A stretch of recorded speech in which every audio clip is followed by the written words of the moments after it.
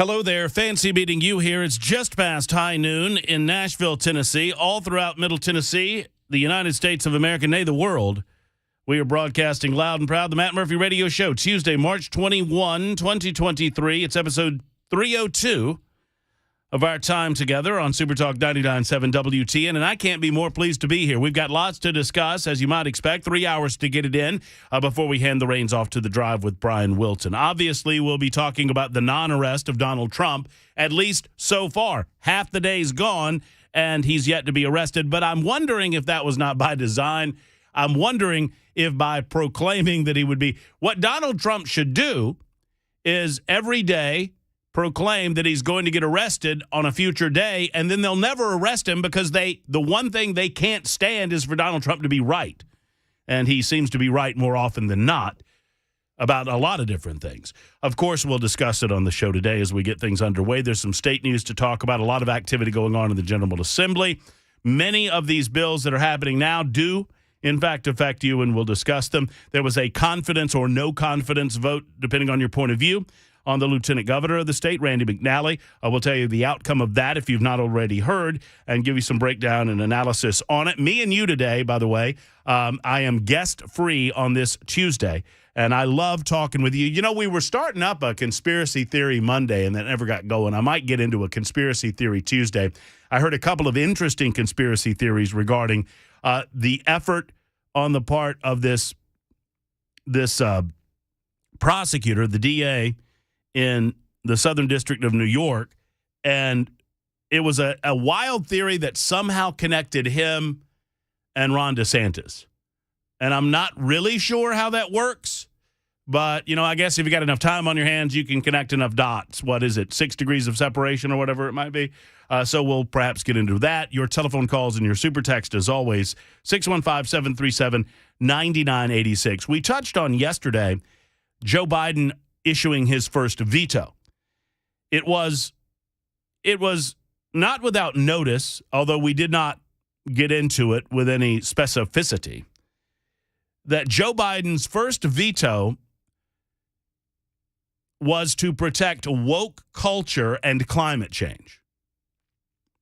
And I'll tell you what I mean about that coming up a little later on in the show. His two favorite things, by the way, woke culture and climate change. So we'll discuss that. Vladimir Putin is meeting with, I have an admission. Well, let's just go ahead and get this out of the way. By the way, you can listen to us on 99.7, obviously all of the applications and whatnot that are up and running. We're also on Supertalk TV. That would be Facebook Live, Twitch, YouTube, and Twitter. You're invited to join us in that fashion. If you better get here quick to see the red coat, because the red coat's coming off because the red coat's very hot. With the bright lights of the studio. There's Chris Weber. He's running the controls, making sure that everything that comes out of our speakers sounds as good as humanly possible. He is doing so in the stead of Bel Kay, who is off this week on vacation. Hello, Mr. Weber. Hi. The red coat is something. I mean, it's popping, isn't it? I just need I was told that I get off of the loop there on Demonbrian. Yeah. And I talked to the same guy that's selling the Contributor every day. A really, really nice guy. Okay. You know what I'm talking about? The guys that sell the little. Yeah, I'm familiar. And I sometimes I'll give a little to that effort because it feels more like you're trying, right? Because aren't those? Am I wrong? I assume that is a publication designed to help maybe not homeless people, but indigent people who are trying to get. That's what they say. Yeah. I mean, that's what I'm told. I guess it is better than just holding up a cardboard sign. That's, they're just, the scraggly drawing on it that talks about how you got need weed money or whatever. Yeah, right. Why? Yeah. And by the way, if you're currently an urban outdoorsman and you are listening to the show, maybe you got you a nice little transistor radio or probably an iPhone. Who am I kidding? The first 100 times I saw the why lie I need weed or why lie I need beer or why lie I need liquor, it was kind of funny. And maybe you're still snagging people with that, but you're not snagging me. How about you, Weber? No? Never. No. Of course not. I told you the story about the guy over near Rivergate Mall. Is that right? Yeah, Rivergate Mall. He was this was during the wintertime. He had a coat on. It was last winter. And he's standing there at the intersection, and a $20 bill falls out of his pocket. Oh. And so I rolled down my window to tell him that a $20 bill had fallen out of his pocket. Well, he thought I was rolling down my window to give him money. And so he comes over to me, and then I said, no, you dropped some money. And he said, oh. And then he goes over to get it, and he gets the money, and he stuffs it back in his pocket. And then he comes back, and he said, well, can you spare any? And I said to him, this happened. I said, you literally have money falling out of your pockets. And he goes, well, I could always use a couple more bucks. And I was like, nah, not today. See, I would have just acted like I accidentally dropped the 20 when I was trying to give it to him. And he go, oh, I dropped it. There it is right there. There's your $20. Yeah. There's my good deed for the day. But anyway, I pull up to the guy. I've learned that the guy at DeMundbrian is a Georgia fan because he sees my Georgia tag. So you should love him, Weber. I mean, these are our people. Okay. And so he always gives me the big Georgia thumbs up, and occasionally I give him a couple of bucks, and he tries to give me a contributor, and I say I don't want it, and then he tells me he has to run out of them before his day's done or something. I don't know how that works. Yeah. And I say, well, whatever. But I saw him today, and he commented on my coat. He said I needed a big G on the back of it. Oh, see, I thought this whole story was leading up to the fact that he gave you that coat. Oh, that would have been a better story. Yeah. And when I retell this story sometime down the line, that's going to be the end of it.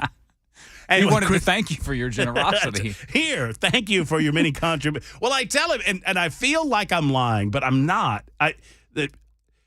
Tell me if this strikes you. I have struck up. I've taken up to this guy. He seems like a nice fella. Seems like he's good and he's trying hard. And so I've given him a couple of bucks every now and again. Well, now when I see him, sometimes I feel guilty because I don't have cash. I never have cash. That's me. Never. And I roll down the window almost every time I see him just to say hello. And so it's awkward because sometimes I give him money and sometimes I don't. And I told him today, I was like, why don't you take Venmo? I mean, couldn't you take Venmo? Sure. And he said, nah, Venmo, they promise to pay you, then they never pay you. And then the thought struck me, oh, you've thought of this, which is fascinating. But I always feel like I'm lying, but I'm not really lying. I was like, I don't have any cash. I don't have any cash. But then they give you the look like, yeah, whatever. I've heard that one before. Yeah, buddy. That nice red coat. Which brings me to my idea. And I want some do-gooder in town listening to this show right now. I'm telling you, you can make a lot of money with this. Venmo for the homeless. So you set up, because nobody carries cash anymore, the homeless population suffers the most because we don't have spare change or an occasional $1 or a $5 to slip to people. So let's set up a government-based program by which we give them phones with Venmo right there on the phones. So when people say, I don't have any cash, they can whip that phone out and say, well, I take Venmo. Do you have Venmo? Venmo for the homeless. This sounds exactly like the joke that it is, but it's also something that doesn't it sound exactly like something the government would do? That's what I was thinking, yeah. Like, aren't they already thinking of that? Well, they gave them Obama phones, right? It's true. I got my Obama phone. Yeah. Remember that? And then they're giving the illegals crossing phones, smartphones. Well, that's right. Yeah. Well, they have to have that smartphone so that they have an ability not to show up to court. Yeah. I think that was the excuse, right? That we have to be able to keep in communication with them because we have to make sure that they come back to court when we know that like 96% of them don't go back to court. And I don't know why the 4% do, but apparently the 4% do. Anyway, there's Chris Weber. He's across the glass, and you'll be hearing him if you decide to phone in, 615-737-9986. News coming up a little bit later on with Maury, ABC, in the meantime. But yes, Vladimir Putin, and I cannot, for whatever reason, the hundreds and hundreds and hundreds of times that I've heard Xi's name, I can't remember how to pronounce it. Is it Xi? Is it Xi Jinping? I think it's more of an S, like she. Is it Xi? I think so. I don't know why I have some of these words. I just have so much trouble. One way or the other, the communist from China is meeting with the would-be communist from, or I guess the communist from the former Soviet Union. And they are signing an economic deal in what they are describing as a friendship without limits. It is easy to make fun and dismiss this. But I'm here to tell you, power abhors a vacuum.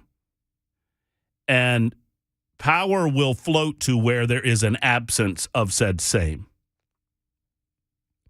And right now, the Russian President Vladimir Putin, evil as he is, as bad of an actor as he is, he believes that he's acting in the best interest of his country, and he believes he's doing so during a time where he sees weakness in the United States of America, an absence of leadership.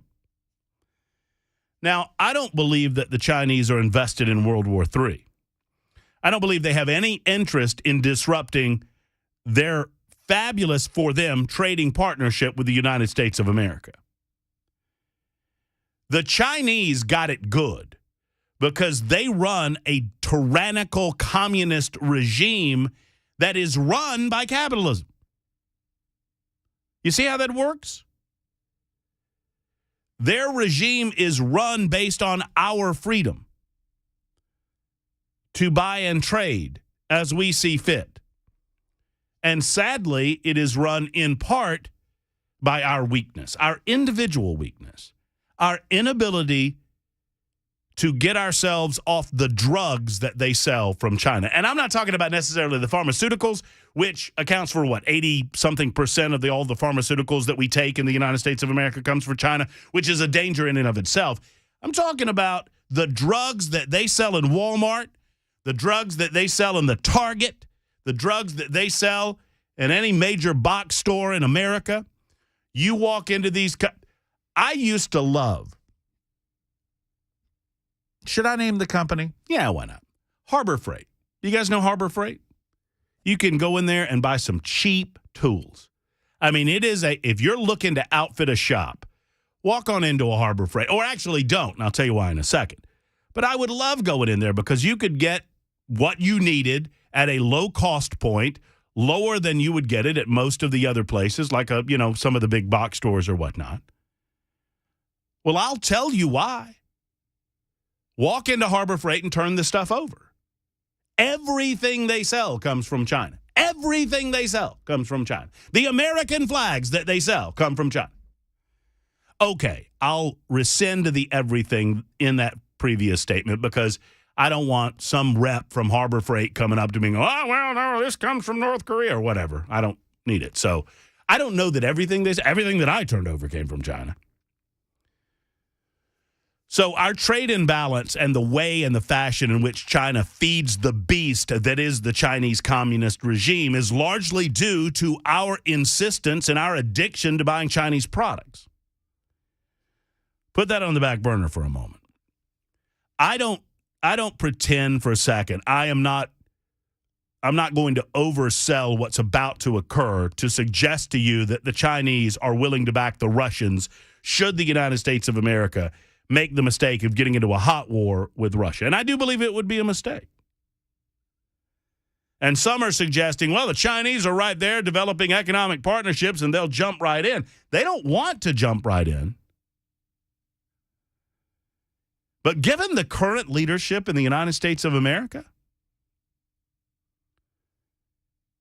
why wouldn't you attempt to take advantage of that if you don't believe in personal liberty or freedom of your own people, much less ours? If you have no compunction over the death of tens of thousands or hundreds of thousands of people, like Vladimir Putin apparently doesn't, why wouldn't you engage at this time, considering the weak leadership that's coming out of 1600 Pennsylvania Avenue?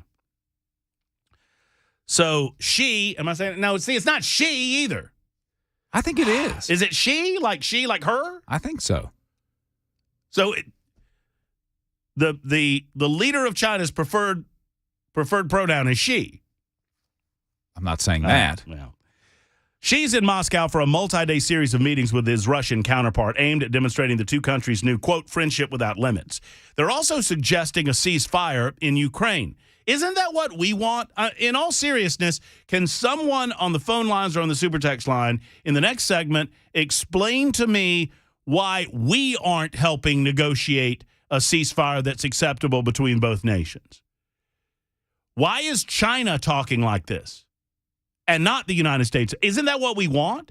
Because every time it's brought up to the United States of America, I see John Kirby standing before me on hashtag NeverCNN explaining to me that now's not the time. What do you mean now's not the time? He said that yesterday. I have the clip. Oh, what about the ceasefire, the peace plan? To go, well, now's not the time. What do you mean now's not the time? You're not even telling us what the details of the thing are. I thought we wanted to end war at all costs. I thought that's why we're spending $115 billion of unitemized money flowing over to Ukraine seemingly endlessly for the purpose of stopping war and protecting their nation.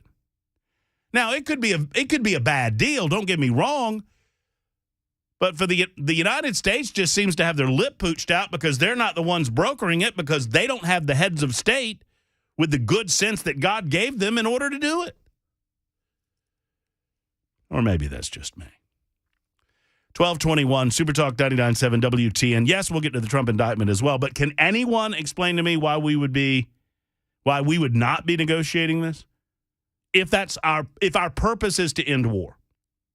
615-737-9986. Just getting underway. It's the Matt Murphy Show on Supertalk.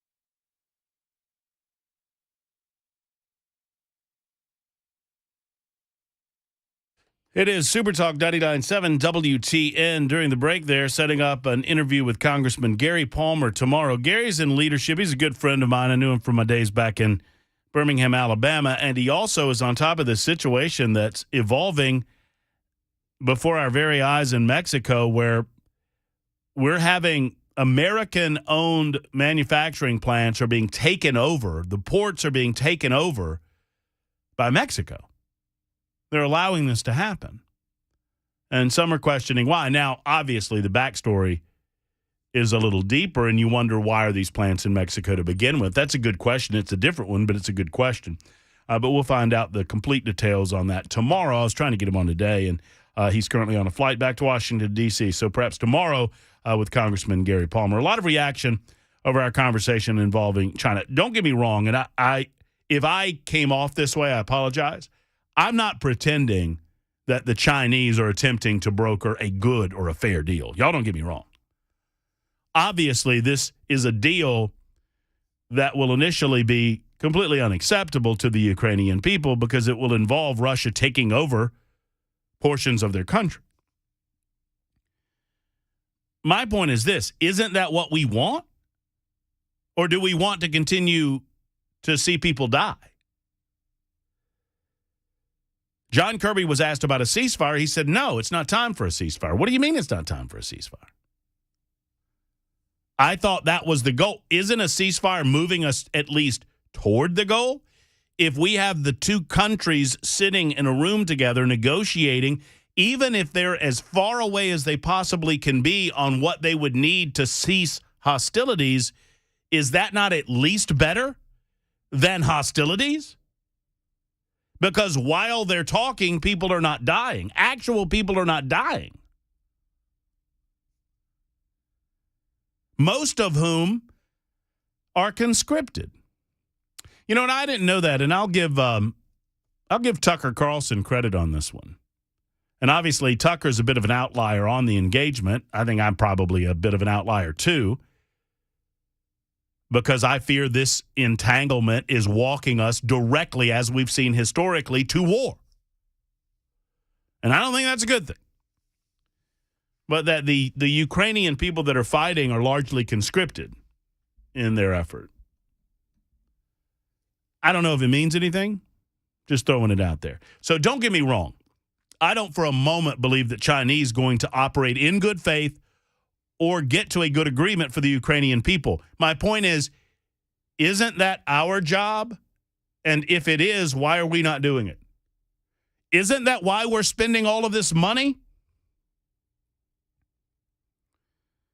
It comes off almost as if we're half pregnant right now.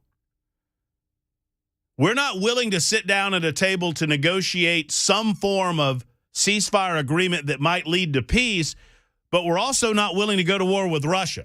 We're just willing to spend $115 billion funding war with Russia. In the meantime, Kathy writes in and says, Matt, some of these guys do take Venmo. I've seen it on their signs. And most of them also have phones. Well, I mean, that might be the case. If they do, the good for them. I just think we need a government program that I get a kickback for because it was my idea, called Venmo for the Homeless, brought to you by your friendly agents from the federal government, where they give the phones and they set up the accounts and everything, and they make sure that everything's on the up and up so that the homeless folks can get, because they've got to hear it more than ever, right? I mean, I'm not even picking when I say this. I mean, the homeless people that, hey, you got any spare change? Nah, I don't have any cash. I don't have any cash. I don't have any cash. Now more than ever. You cut right through. Well, that's fine. I got the Venmo right here. It's Homeless Joe at Venmo. At Venmo, lowerbroad.com. I'll have to start carrying a flip phone around with me. Sorry, bud. I'm old school. That's right. Pull that out of your pocket. All right, so we'll get to some of your comments on it in just a moment, and more of your comments off the Super Text line, 615-737-9986. And by the way, yes, someone has already noticed, I have, since we cranked up Super Talk TV, I've got a little thing going for you Super Talk TV watchers where I have a whiteboard up every day with a different something on the whiteboard. I got waylaid as I came in today and was unable to get the whiteboard up and operational. So I apologize sincerely to those of you asking about it. I'll try to get it back up and running tomorrow at high noon. It's 12:31 on Super Talk.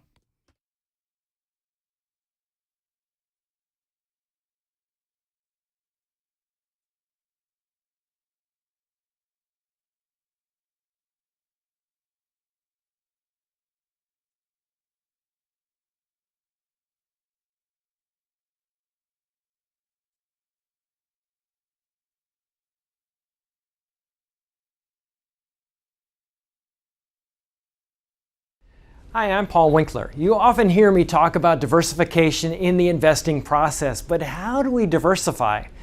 Well, we look for things that move in dissimilar fashion historically. Some of those market areas might be really small companies or really large companies, or very growth-oriented companies or value-oriented companies. And one of the things that we find is that when we diversify between these various segments, we can reduce the volatility of the portfolio because they don't move in tandem with each other historically. Now, we can do that in U.S. markets, we can do that in international markets, and in emerging markets. And when we can dampen that volatility, we can help get ourselves a little bit of a better outcome as far as knowing what we might likely have in the future, or how we can take income from our investment portfolio. Now, we also want to add fixed income or bonds to the mix as well. Now, if we know that we need to do this, what's the best way to do it? Well, one of the things that we often teach is this concept of market efficiency. This won the Nobel Prize in economics as well. And it's the idea that if I'm investing in, let's say, small value stocks, if we look at professional managers and their ability to say, hey, should I have this stock or that one, and picking companies or areas of the market, we find that they typically get lower returns than the market does on its own. They just add expense and they can add a lot of volatility. One of the things we want to avoid is anything that can hurt your returns and increase your risk in the investing process. To learn more about our approach to investing and financial planning, go to paulwinkler.com and set up a free 15-minute phone call or call 615-851-1950.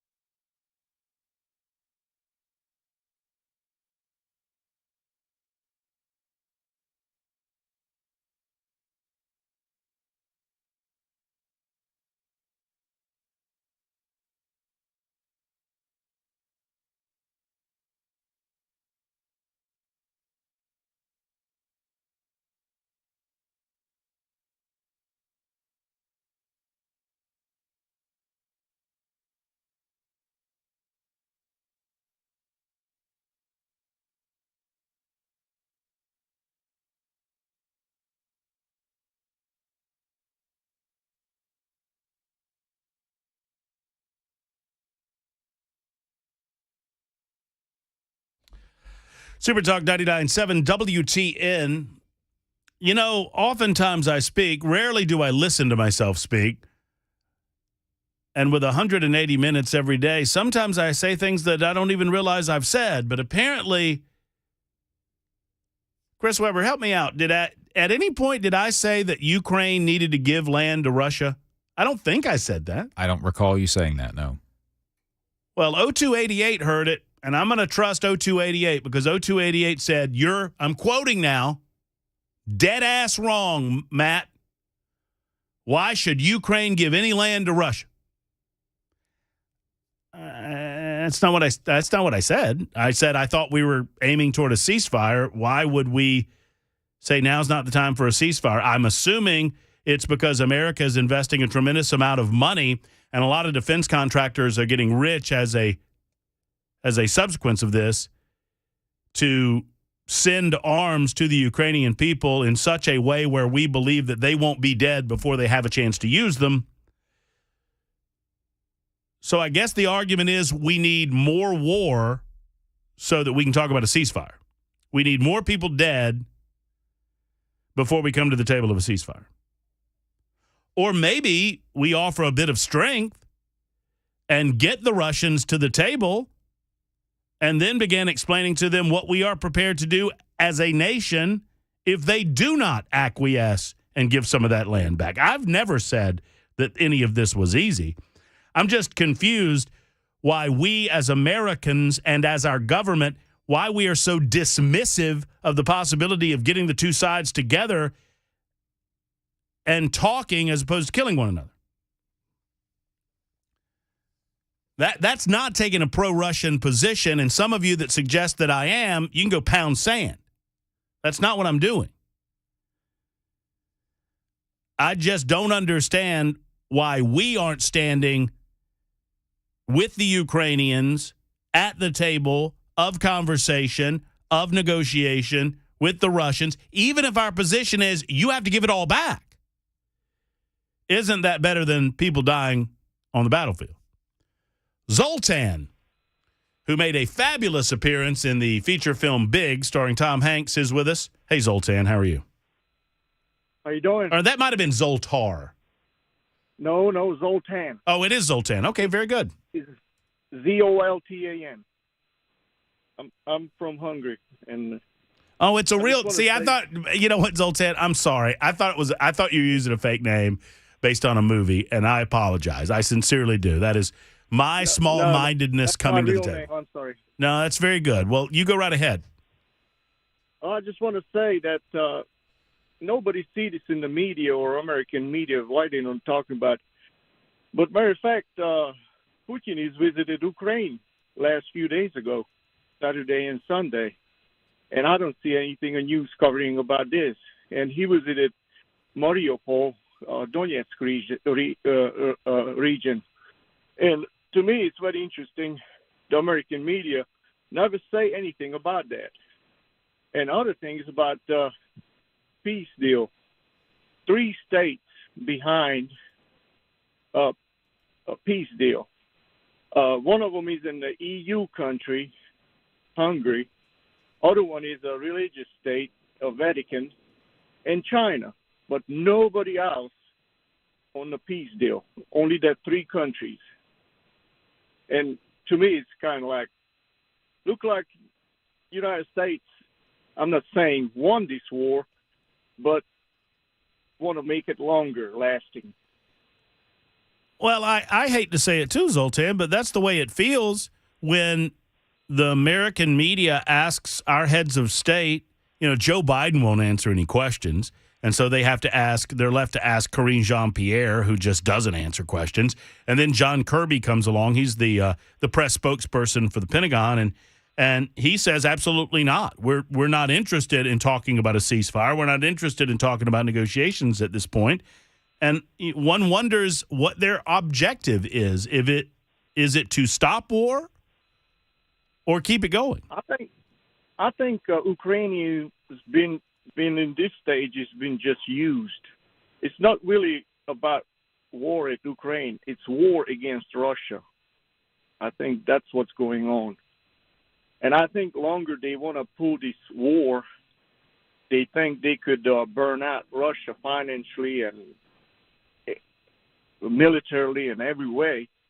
But I don't think that will happen because Russia is one of the biggest country on the face of the earth, And I don't know that will happen or not. Well, good thoughts, Zoltan. Thank you for calling in with your perspective, and it's one that I've not heard before, especially someone that comes from that from a little bit closer to that region of the world in Hungary. I appreciate you. No, it feels like you have the hawks on the right and the Democrats who are in concert that do not want to talk about any cessation of hostilities, but I thought that was the goal, to talk about cessation of hostilities. Well, you want to talk about cessation of hostilities when we've destroyed Russia? Okay, well then go to war with Russia. As opposed to this proxy war that we find ourselves in, which is what I predicted 7 months ago. And I'm not saying I was alone in that, but you could see this so clearly. Money becomes arms. Arms become bigger arms and money. And eventually you put troops on the ground in order to teach them how to use it. We've already done that. Then we brought some of them over here to teach them how to use some other things. 6 months ago, when someone would ask the State Department about United States aircraft being used to fly the skies over Ukraine, they were laughed at. Now they're not laughing because we've got other countries in Europe giving that. I'm just suggesting to you that we are walking toward war. Either we want that or we don't. Larry's next in Clarksville. Hey, Larry, how are you? Hey, Matt. First of all, I identify as half pregnant, so I'm kind of offended. Secondly, I love Jay's Corvette. Thirdly, Hank says, hey, but I would like to posit something with you because I think I can answer your questions. Ukraine has so much dirt on the Biden that we're going to keep sending them all of this undocumented money until they get happy. China has so much dirt on Biden, just like with the balloon that was allowed to traverse our country. China told him when he could shoot it down. China told him, no, we're gonna broker this peace deal, and we're going to get what we want out of this, and you're not going to say a darn thing. Well, somehow I feel in the absence of civilian leadership here in the United States of America that the military-industrial complex has taken over. And they've decided that this is a great opportunity. I mean, I could be dead wrong. I'm just talking with Larry, okay? Larry? Yes, sir. It feels like the U.S. military-industrial complex realizes that they can make a tremendous amount of money by arming Ukraine and watching this war play out in whatever direction or whatever fashion that it plays out. In the meantime, waiting in the wings to clean up the pieces after hundreds of thousands of people are dead. And I agree, but I also think all this undocumented money, and some of it has already been proven to be so, some of this undocumented money that has gone to Ukraine has already come back into Democrat coffers. Well, and you have the added component in all of this that Joe Biden is clearly compromised both in China and Ukraine. Yes, sir. And, this is just coming from an old man that knows nothing about anything except what he knows. No, I get it. I don't disagree with you one bit. But listen, so I'm going to get off here because you got more intelligent people than me to talk to. I appreciate you taking my call. But, I mean, there's just so much stuff here, Matt, that needs to be uncovered, and if I can help, I will. Well, I appreciate you, Larry. As always, thank you for calling in. Rub Hank on the head for me, although Hank's gone now. Hank's the GOAT. And Hank got aggressive. Hank had to go. Aren't goats usually kind of aggressive? Goats are really cute. That's what I keep telling E, because she wants a baby goat. And Larry was going to help get us a baby goat. All right. But Larry had some sage wisdom in that, in as much as he said, baby goats become adult goats. That's the trouble, yeah. And that's the trouble, because adult goats are a little more cantankerous than our baby goats. Let's see. We had to withdraw from Afghanistan because we didn't have to withdraw from Afghanistan. There was a better way of doing that. Brandy writes in, America is in war with Russia, using Ukraine to fight each other. That way there isn't any American casualties and not breaking any treaties. I don't disagree with that either. I find it disingenuous that we're using Ukrainian blood for our own purposes with Russia when, I mean, if we're going to do it, I feel like we ought to do it. I'm willing to talk about that. I don't know that that's a good idea. Not with this commander-in-chief, because I don't know that he could find his butt with a flashlight and a compass. And in the meantime, the man seems compromised. And no one in the mainstream media is willing to investigate how deeply that compromised position goes. We're just now finding out how compromised he was with Burisma in Ukraine, with his son. There's new documentation out on that today, or yesterday, I should say, where the Bidens began getting paid almost as soon as Joe Biden was no longer vice president of the United States of America. There were questions being thrown back and forth, and they were being paid. That was the Chinese deal.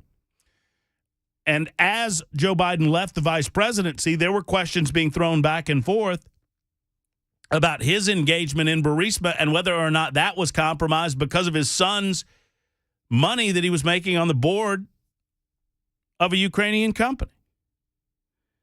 Is it not amazingly convenient that we find ourselves, I don't know, maybe it's just me. I don't want to get too conspiratorial, but who thought of Ukraine 4 years ago? Ever? I mean, I guess a bit when the Russians went in 2014, took advantage of the weakness of Barack Obama and his unwillingness to do anything about it and took over Crimea without a sound. I mean, very little blood let. Why wouldn't Vladimir Putin, as evil as he is, and I understand he's a murderous dictator, don't get me wrong, but the calculus by Putin was that Joe Biden wouldn't do anything either. What he did not count on was the spirit of the Ukrainian people and their fight back, their pushback. I don't know, very curious, very interesting. We seem to be slow walking into this deal, and I'm trying to work it out in real time as you are, because right now America doesn't seem to be at the lead in this. To wrap one thing up, Zoltan, thanks for calling. It was Zoltar in the movie Big. Zoltar was the fortune teller. Was the fortune teller machine? Yeah. Isn't there one of those down on Lower Broad, dressed up like Elvis? I think that's right.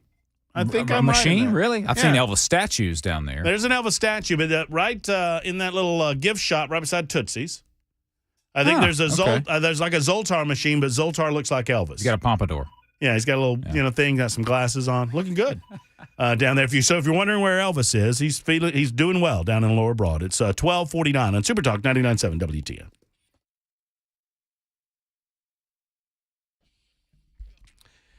Hey, Tennessee Men's Clinic has been telling you about this quite a bit, and I think it's worth repeating that they now have 2 locations to serve you. Gentlemen, I understand that sometimes you don't have the time in your busy day to get to downtown Nashville to go to the Tennessee Men's Clinic original location, although it's conveniently located for anyone. They're right downtown. Now they have a new location in Cool Springs. So that is for all of you guys in Columbia and Spring Hill and Tullahoma and McMinnville. If you're within the sound of my voice and you're feeling sluggish, you don't feel like getting out and doing the work in the yard that you used to do, or you don't feel like, I don't know, maybe it has reached bedroom activity. And for some guys, that's what happens if left unchecked. Well, if your testosterone's low, this could happen to you. Let's prevent that by getting an appointment today with the Tennessee Men's Clinic. They'll put you through your paces, and it doesn't take much. It doesn't take much time, and certainly not much money, less than $100. And they'll talk with you, give you a complete examination, get some blood work done, and they'll check that testosterone level, amongst other things. They'll run through this with you when you get there to the clinic. And then in about an hour, you'll have the results, less than an hour, really, and we can prescribe a dedicated subscription to success is what I like to say. With Tennessee Men's Clinic. TennesseeMen'sClinic.com online. That's TennesseeMen'sClinic.com. Or call and schedule the appointment today. 615-208-9090. 208-9090 for Tennessee Men's Clinic.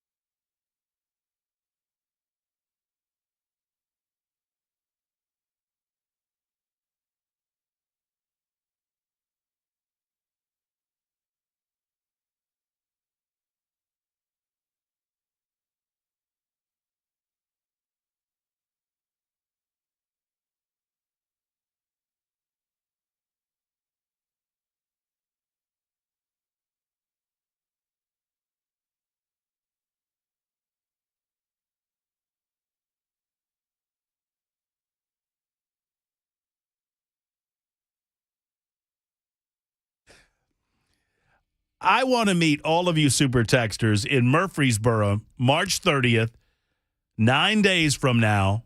It is on a Thursday. It's a week from Thursday at the Parthenon Grill, 6 o'clock. Obviously, Brian Wilson doing his entire show, but the others, all the rest of the crew will gang up on Brian at 6 o'clock, and we'll take it, I think, until 8 o'clock, according to Dan Mandis. So we'll all be there, at least all of us that can be there. I guarantee you Chris Webber's not going to be there. I'll be here. Well, true, but I also know where you live. Oh, yeah, that's way too far. And that, I mean, that's in the opposite direction, right? Yeah. Sorry. Well, no, I guess I tell you what, I'll take a nice shot at Chris Webber, and we'll have him up there with his long hair, and let's not do and that. we got to have some good looking, staff in the mix. I mean, it ain't me. When we get to hire him? Well, that's true. Yeah. Who do we got? Mac Morey. He's too young. He's the prettiest of us. I mean, I say that in the most hetero way possible, but it's true. So I would love, the reason I bring this up, and you can get tickets, 997WTN.com. I want to meet listeners like the old fart who has written in on the super text line. Look, that's his name. It says Old Fart Mart. I don't know what that means. He's calling himself that. But he is after me, man. He's been after me for a long time.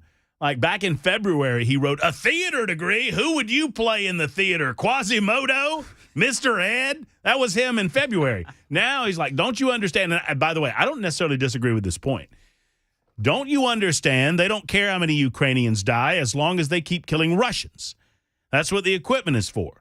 The longer and harsher the conflict, the more it weakens Russia. At least I believe that's their plan. I wouldn't dismiss that one bit. But then he follows it up with this. Listen, you Peachtree commie. That's me, right? This ain't Georgia. You're in Tennessee now. We don't have sand. We've got real dirt. All right. Okie dokie. So there's that. Frank in Bethpage. What's up, Frank? How are you? I'm good, thank you. I noticed an article recently, about a week or so ago, where the Air Force has a C-17 cargo aircraft that they've removed the American markings on it, and curiosity, wondering what they're going to use that for, to make airdrops, possibly, munitions to the Ukrainian fighters. I don't know. It didn't say, but I think we were involved in some of that in Vietnam, where they had unmarked aircraft doing things before we got boots on the ground. So it makes me wonder how far the thing is going to progress before we're really involved in this thing. So, well, sadly, and thank you, Frank, for the heads up. I just Googled U.S. airdrops to Ukraine, and I got a number of things coming up. We'll talk about that perhaps in the next hour. Also, Donald Trump and the indictment that is to come. That's next hour on The Murphy Show. Super Talk 99.7 WTN.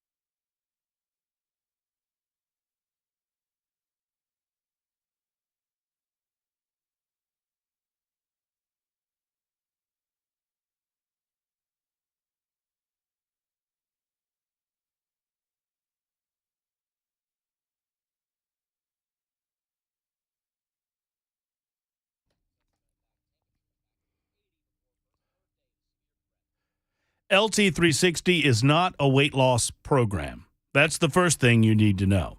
Coach Scott Oatsvall created LT360 many years ago when he went through a life-threatening medical emergency. He had a cardiac event, and he was genuinely concerned about not being here to watch his children grow up, to watch his children graduate from high school or college, get married, and he wanted to do something about it. He was sick and tired of being big and tired, and he wanted to grind it down to the cellular level to figure out what was creating the dynamic that he found himself in and what he could do to permanently resolve it. And there, LT360 was born.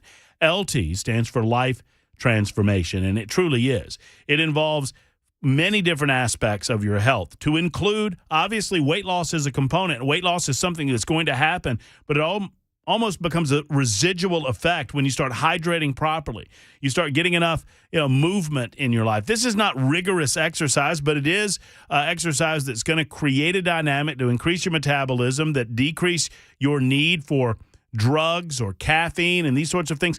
I mean, it's all-encompassing cellular health and holistic health. That's why Dr. Underwood is on board at LT360 to help you along that journey and to help eliminate some of those pharmaceuticals in your life. If you're ready for true health, it's time to get with LT360. Call Coach Scott today or join them online at LT360.com. Once again, it's LT360.com.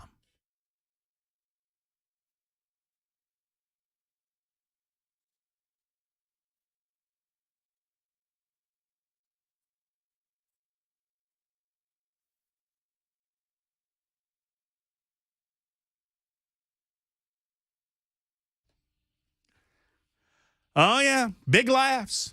Big laughs going on the super text line over the Peachtree Commie comment. That's fine. That's all well and good. And if you don't know what I'm talking about, you miss a moment, you miss a lot. It's the Matt Murphy Radio Show on Super Talk 99.7 WTN. Tuesday edition in progress, our episode 302. Thank you for being around. Whatever time you give us, I appreciate that, whether it's 5 minutes or the full 3 hours. We've got a breakdown all throughout the day. I mean, Dan Mandis in the morning, Michael Del Giorno, Matt Murphy, Brian Wilson. That's a complete and comprehensive lineup of information-fueled and news talk radio for the masses. And I appreciate each and every one of you for being here. Better yet, give us a contribution, 615-737-9986. We'll continue the discussion regarding the Red Chinese and their involvement now, what with the Chinese president meeting with Vladimir Putin in Russia, discussing geopolitical events, obviously talking about a lot of the events involving the Ukrainian conflict and whether or not the Chinese will try to pull an end around on some of the sanctions that we've imposed on the Russians remains to be seen. I just find it fascinating that we're kind of all throwing our hands up going, oh, yeah, they're trying to negotiate a ceasefire, and we disagree with that. Well, I disagree with whatever ceasefire would be negotiated by the Red Chinese. But if our invested goal is to stop the conflict, stop the fighting, stop the death, and get Russia out of Ukraine, are we not going to accomplish that better? Well, we're not doing it this way. I mean, the Ukrainians are dying in droves, right? You guys know that. I mean, it is fascinating that the Ukrainians have had the ability to stand up in the fashion that they have. And more, what we're hearing on the ground is that there is less and less an appetite for the fighting. Now, there's no appetite on the other side either, but the other side has the benefit of having more people. They can fight a war of attrition on the Russian side, at least against the Ukrainians. Now, if our goal is to wear the Russians down and go in there and affect, it seems more and more like our goal is not, and this is what bothers me. It seems more and more our goal is not to remove Russia from Ukraine, but to remove Vladimir Putin from Russia. And if that is our stated goal, so be it. But right now, we're throwing rocks and hiding our hand and pretending like we're not, and we're supporting places that we're pretending we don't, and there's a lot of subterfuge going on at the highest levels of our United States military, which is normally the case, but that is mostly tempered by strong leadership in the White House. Well, we don't have strong leadership in the White House. So we'll continue to digest the situation as it exists and keep you up to date with what's going on with President Xi. Did I say it right? I think I did. I think it's like Chi. It's like Tai Chi. I don't know. I don't either. I don't know why I obsess over it. It seems like it would be easy. I talk for a living, but I can't. What's his last name, Weber? That is his last name. I thought Jinping was his last name or whatever that is. No, they do first. They do last name first. Do they? Yeah. Oh. Oh, well, that explains everything. No wonder I can't get it. They did last name first, huh? Yeah. Oh. Somehow this conversation has reminded me of an old no, I won't tell the joke. It's kind of it's stereotypical and borderline racist, so I'm not going to do it. Probably should avoid that. Yeah. I think that'd be for the best. All right, so a little closer to home, and I don't have a lot to say about this. Maybe you do. It is what it is. As I've well stated in my 16 months here, I'm new. I'm still learning. And I did a deep dive last week on Randy McNally. I got my roadmap together, so to speak, on Randy McNally. I promised myself I wouldn't tell that bad joke, and I did.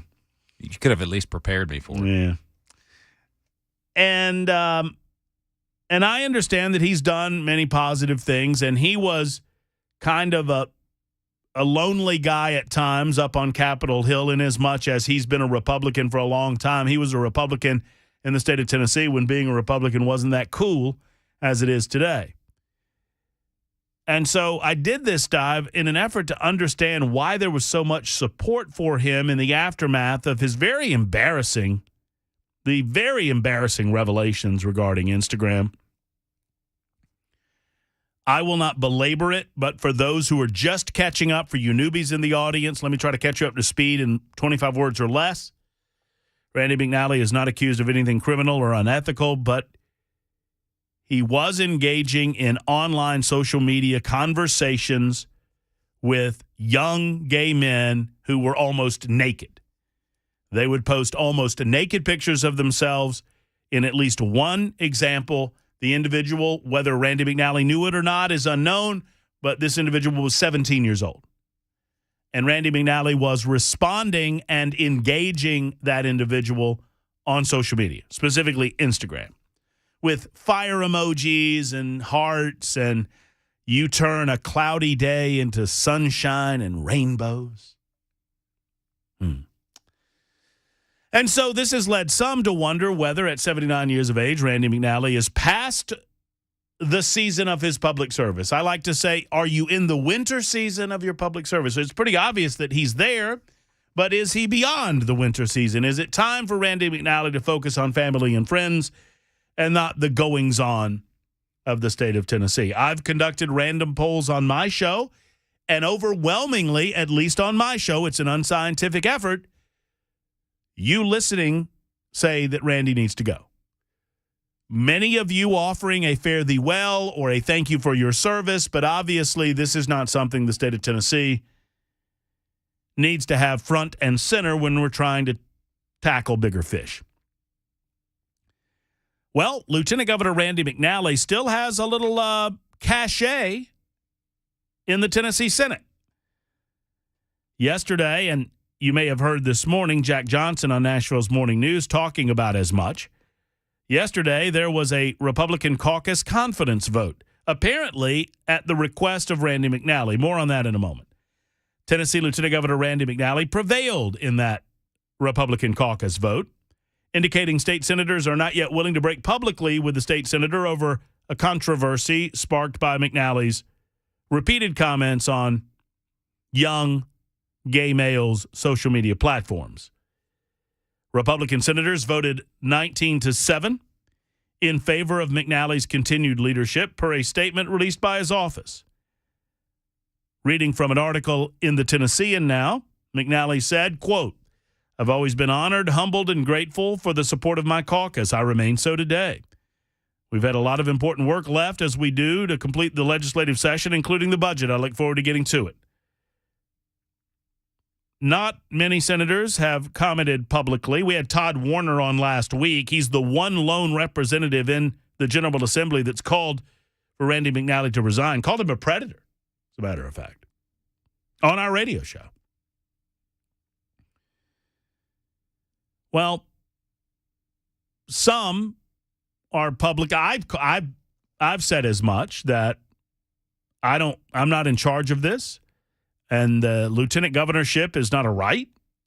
It is an honor bestowed on a state senator by his peers, but I believed it in the best interest of the state of Tennessee for Randy McNally to continue to serve as a state senator for as long as his voters would have him do that, but I don't believe that it's in the best interest for him to continue to serve as lieutenant governor. But guess what? I don't decide that. The Senate does.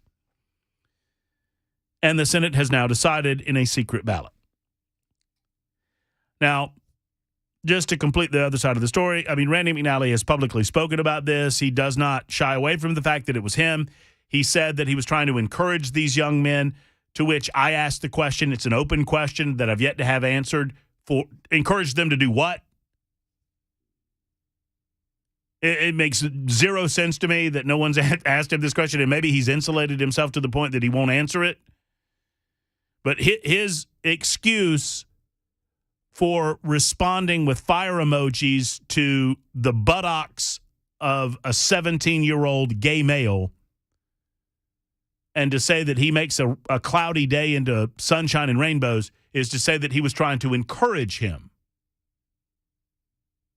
And I'm sorry, to do what? You're not encouraging him to get off of social media and to take a deep examination into his life. I don't know. That aside, McNally apologized, and it appears that unless something else breaks on the story is done. Now, I don't like secret ballots. Apparently, this was a secret ballot because I like to know where my representative, I think you like to know where your representative, in this case your senator, is on these matters. Now, maybe if you're listening, wherever you might be, up in, Springfield, White House, down in McMinnville, Tullahoma, wherever you might be, perhaps you can call your senator and get a straight answer as to where they were on the matter. I would expect that they would give you an answer because you elected them. I'm not owed that answer. You are owed that answer. Jack Johnson this morning, who's a friend of this show and who will be on with us Thursday at 12:30, has said that he believed a secret ballot was in order so as to not influence in any undue way the voting process.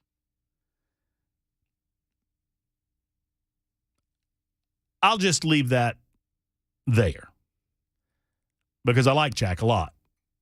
But that's a little, for me, it's a little mealy-mouthed. I'm not saying that about Jack. I'm just saying that about the statement, okay?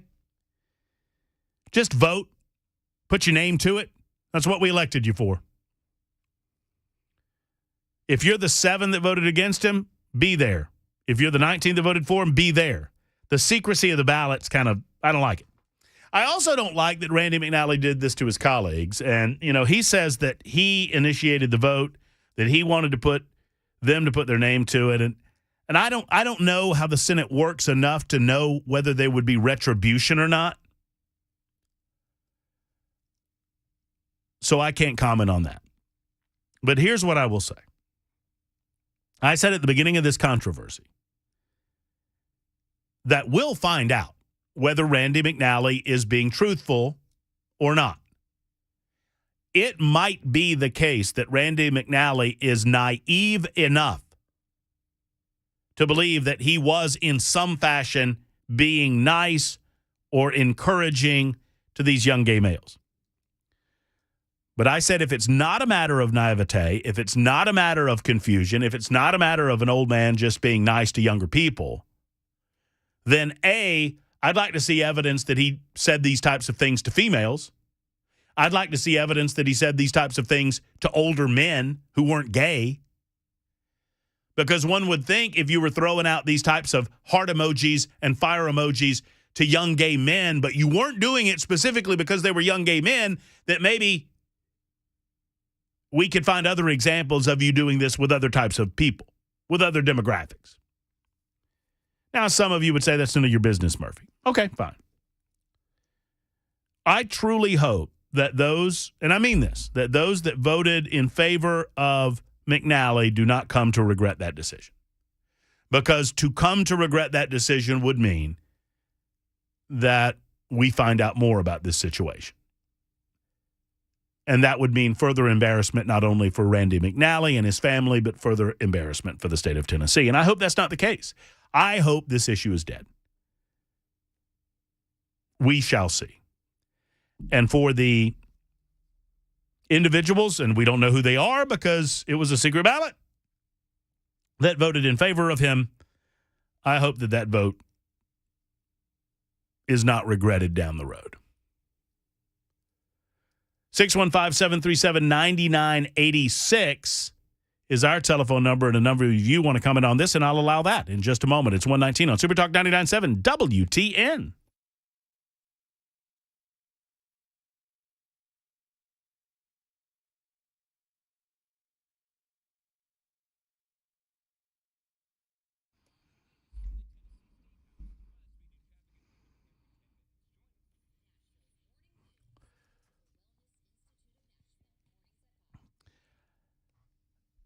You know, the government regulators require me to explain to you that not only do I have a client relationship with Paul Winkler, I also have a business relationship with him, and I want to tell you about the two. My business relationship involves me on these airwaves, on Super Talk 99.7 WTN, saying things about Paul, and I'm paid to do that. But also, I am a client of Paul Winkler's, and I am not paid to be one of those. I decided to become a client because of my impression of Paul when we first sat down. I've been dealing with financial planners and advisors for a long time.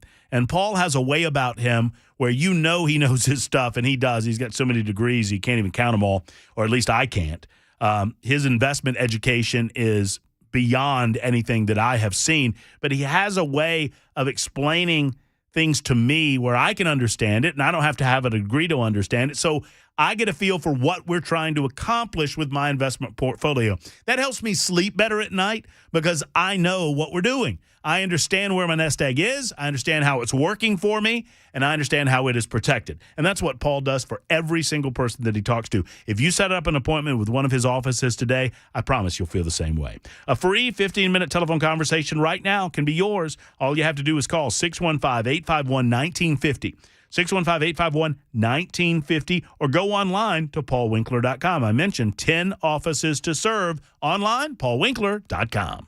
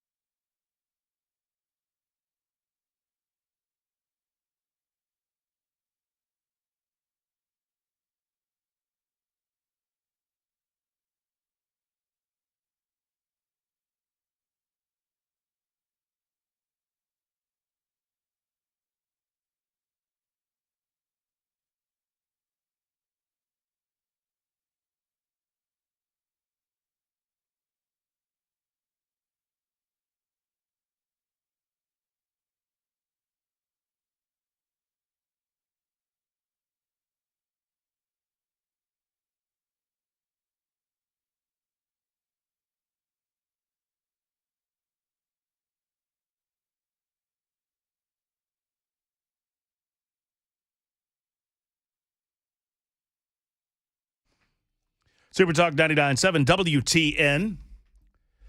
Matt Murphy and you until 3. Brian Wilson at that time. I have swiped Brian Wilson's producer for the 3 hours today and all week. Chris Weber with us. I mean, you're doing extra duty, man. You're here like, yikes. I'm here almost half a day now. That's like a it's like a full-time job. Almost. Yeah, it's terrible. No, I actually, it's not that bad because I did it for 4+ years because I was Brian's producer in the morning and then I was Michael's producer as well. So you've done the 7-hour stint. Yeah, I was kind of used to that. It wears on you though. We are not digging ditches. No. We are not out catching bad guys. We're not fighting fires. We're not saving lives at a hospital. So I don't pretend we're doing that. But I will say this. That board for 8 hours a day, because I was telling one of our young trainees, Mason, this, and it was as in a way to offer him a little bit of encouragement and kudos. I said, producers, the unsung talent that producers have is that you're able to listen to about 5 different things simultaneously. You kind of have to. And I could not do it. Yeah. I could not do what you guys do behind the glass. Because you're dealing with like an huge extra thing with the television side of things too. Yeah. So, and look, there's a phone, all right? So you're dealing with that, and you're listening to me, and you're doing this, and you're doing that thing. So, and 7 hours a day, that's a grind. Yeah, because there's no break. No, I mean, you're just here the entire time. I can't go anywhere because I'm in control of all of and this. And you are dealing with on a regular basis some of the most obscenely inflated egos on the planet. Well, there's that. We're friendly, but we're ego-driven, no doubt about it. Speaking of friendly, John writes in and says, amen, Matt, on the McNally issue. 7889 says, I know...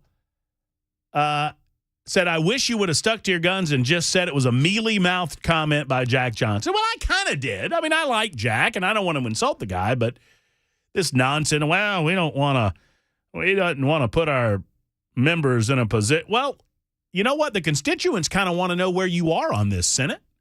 Isn't that our right to know where you are on your support or non-support of McNally? I don't like the idea of this being a secret ballot at all. The more I think about it, the less I like it. But anyway, I responded, I like Jack. It was kind of, and I kind of said it without saying anything. And 7889 says, I know you like him, and I know you don't like Andy Ogles. I get it. You brought Andy up. I didn't bring him up. I think there needs to be an age limit on any and all public servants, congressional members, state, federal, 75 and you're done. No exceptions. Also should be a total combined term length of 30 years. You're no longer eligible to run for any public office, period. Boy, I'd vote for that. And then there's Ann, who expressed her desire to come out and see us in Murfreesboro, but said she might not be able to see us in Murfreesboro because she has a prior obligation. And then she said, you are the only person I totally agree with. Well, Ann, that's a danger zone right there because I've got issues. If you agree with me 100% of the time, then God bless you. You've got issues too. Frank's in mid-Tennessee. Hey, Frank, how are you? Hey, Matt. Just quickly on our lieutenant governor. When I heard about this, I called the governor's office Mondays a week ago and said, fire him, don't let him resign. Everybody's got their opinion. I don't condone that kind of lifestyle at all. But when it gets to the level of a lieutenant governor, and not only did he acknowledge what he did, but then he tried to back it up, saying it was okay, saying it was right. So he should be fired, pack his bags and move to California if that's what he wants to do. But we don't want this type of promotion by our government in Tennessee. Thank you for what you do. Frank, thank you for saying that. It's well spoken. A couple of things. I don't want to throw the baby out with the bathwater.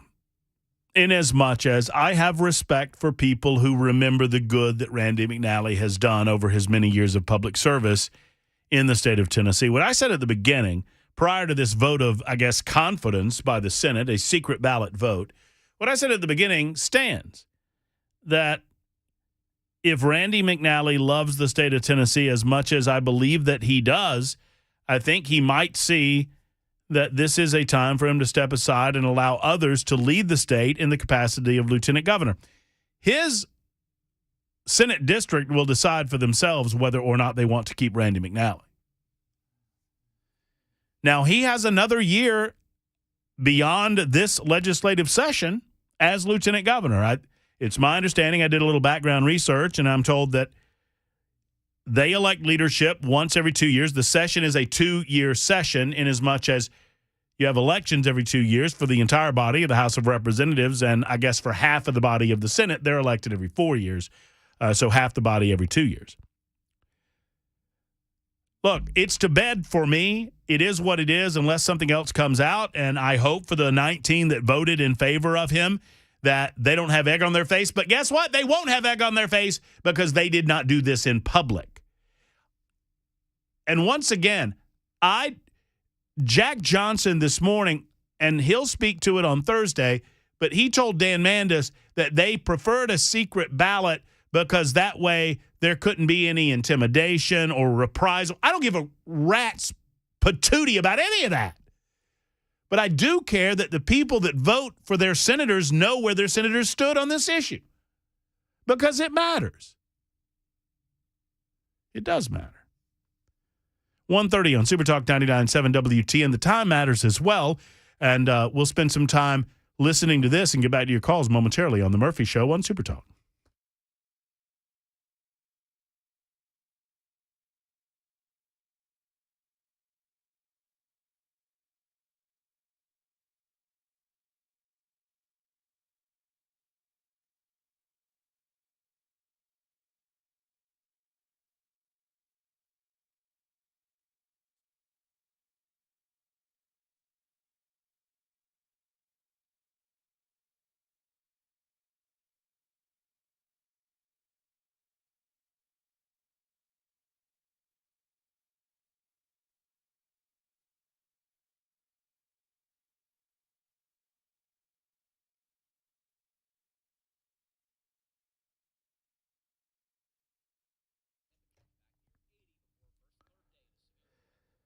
All right, so today is March 21st. I think that at some point today we hit spring equinox. I believe that's today, if I'm not mistaken. Well, spring is coming, and obviously many of these cold weather nights will be behind us, and before you know it, you'll be running that AC in earnest. If you've not yet taken me up on my admonishment, I'm not wagging my finger. I'm just telling you, you need to get that AC checked.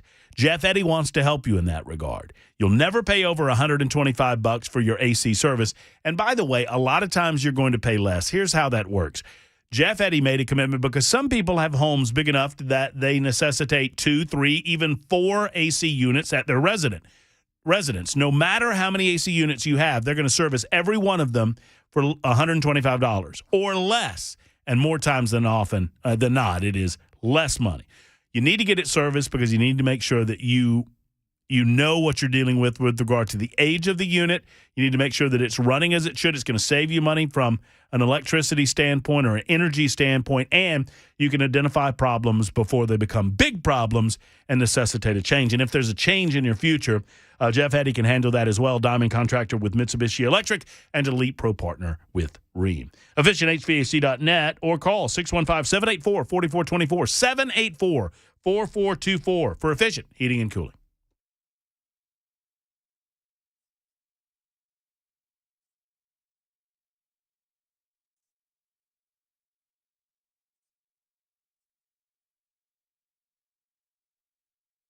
Hi, I'm Paul Winkler. You often hear me talk about diversification in the investing process, but how do we diversify? Well, we look for things that move in dissimilar fashion historically. Some of those market areas might be really small companies or really large companies, or very growth-oriented companies or value-oriented companies. And one of the things that we find is that when we diversify between these various segments, we can reduce the volatility of the portfolio because they don't move in tandem with each other historically. Now, we can do that in U.S. markets, we can do that in international markets, and in emerging markets. And when we can dampen that volatility, we can help get ourselves a little bit of a better outcome as far as knowing what we might likely have in the future, or how we can take income from our investment portfolio. Now, we also want to add fixed income or bonds to the mix as well. Now, if we know that we need to do this, what's the best way to do it? Well, one of the things that we often teach is this concept of market efficiency. This won the Nobel Prize in economics as well. And it's the idea that if I'm investing in, let's say, small value stocks, if we look at professional managers and their ability to say, hey, should I have this stock or that one, and picking companies or areas of the market, we find that they typically get lower returns than the market does on its own. They just add expense and they can add a lot of volatility. One of the things we want to avoid is anything that can hurt your returns and increase your risk in the investing process.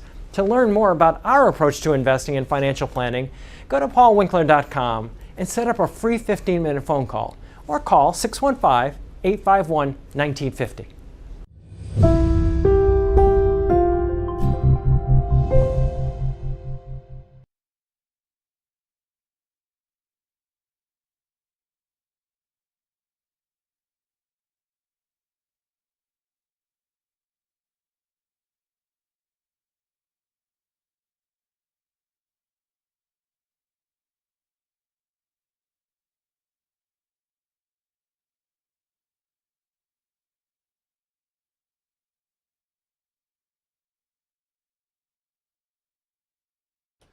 Hi, Super Talk 99.7 WTN, Matt Murray. Man, it's flying by.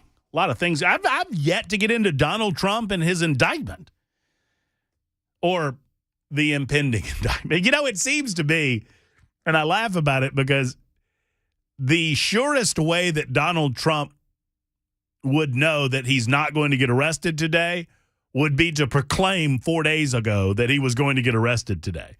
Because the last thing that the political left wants to do is to prove Donald Trump right, although he's proven himself right over and over and over again. More intriguing to me is this side story of engagement involving Ron DeSantis, the governor of Florida, and Donald Trump himself. And let me ask, Weber, are you on Truth Social? I am not, no. So I don't know how to transfer. I am. I got on there just because I wanted to see what Trump was up to. And he posted about a 2-minute video on Truth Social that, to put it mildly, was over the top regarding Ron DeSantis.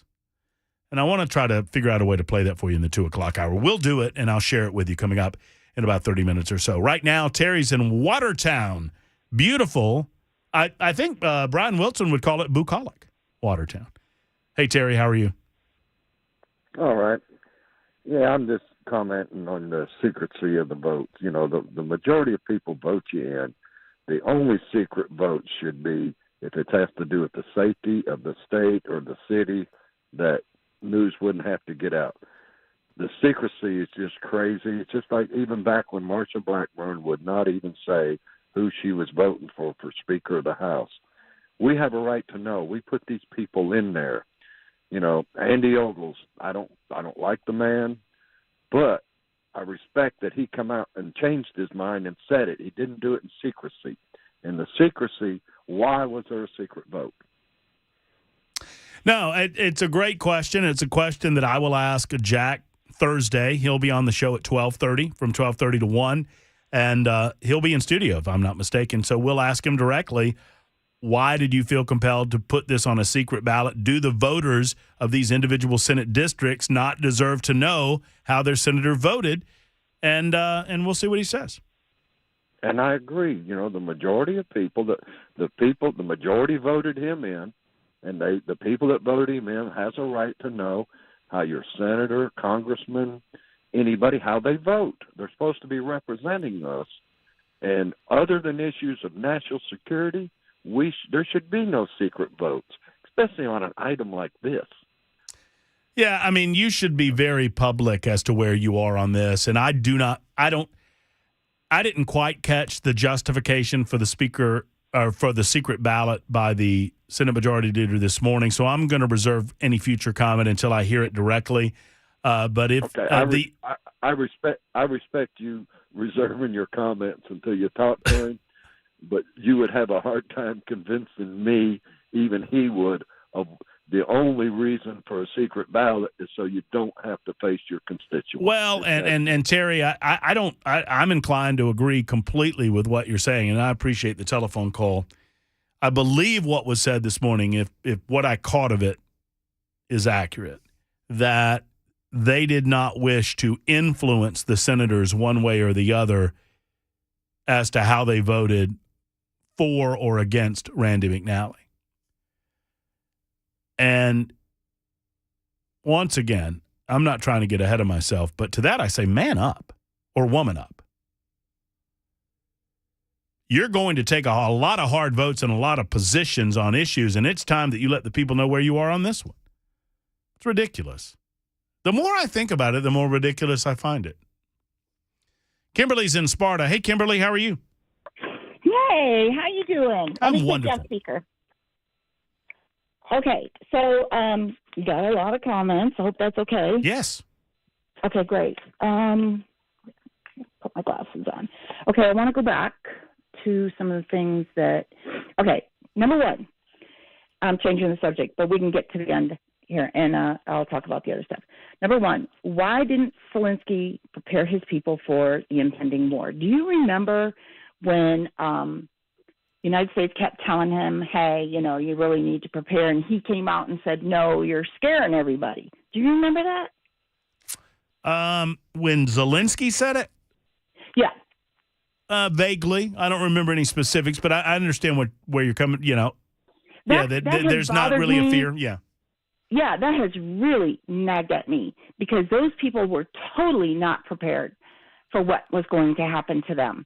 And the people, Fox News kept interviewing them. Hey, what do you think? What do you think's going to happen? And they're like, we're not worried about it. There was no preparation. There was no food preparation, water preparation, move away from the border preparation. These people got slaughtered. And part of it, I like Zelensky, okay, but that's on him. He did not prepare his people, and he should have moved them away from the border. There should have been an evacuation when he knew it was coming. And how did he not know it was coming? When you got all those tanks and, geez, Pete, all that armor. I'm putting myself back there at the time, and I seem to recall it taking some of us by surprise. Yeah, it didn't take me by surprise, but it definitely took his people by surprise. Well, I'm trying to. I want to try to make sure that I separate hindsight. I don't want to conflate hindsight because hindsight is so obvious, right? And I don't want to, on my part, conflate hindsight with prognosticating what was to happen in February of 2021 or whenever it was, or 2022, I guess. But yeah, I mean, it's pretty obvious that Vladimir Putin saw the disastrous withdrawal out of Afghanistan, and by the summer of 2021, we should have been well apprised of what was to come with regard to his designs on Ukraine. I mean, he made no bones about it, but you're right. You're right. And Zelensky, when did Zelensky get elected? That's what I can't remember. It was fairly. He was fairly new. Yeah. When all this started, because this is his first foray into politics. I think he was a performer of some sort prior to this. Yeah, right. Well, he did an excellent job at the beginning of the war. I mean, we were all really proud of him, but now he seems to be doing some things that are just not making any sense. Well, like shutting down media platforms and conscripting individuals into service are two of the ones that come to my mind. Yeah, doctors too. And the other thing is. Why is he shutting down the churches? Is it to keep the people from getting slaughtered by the Russians? Why is he doing that? Does anybody know why he's shutting down churches? It's a good question, Kimberly. I want to know why he's doing that. They need to worship. Geez, they need God more than we do right now. Well, you're right about that, and it's a major sign of a dictatorship or a totalitarian state because they do not want anyone looking to a higher power than themselves. I'm not saying that Zelensky has designs on being a totalitarian, but I'm saying that it is a red flag, big-time red flag when government shuts down church. Anytime. Just like they did to us. Okay, what was the other comment? Okay, another thing that snagged at me, too, is why – I mean, one time they fired over the border and hit, what, a ammo depot or I don't know what it was, but why aren't the Ukrainians firing over the Russian border? Why? Why aren't they?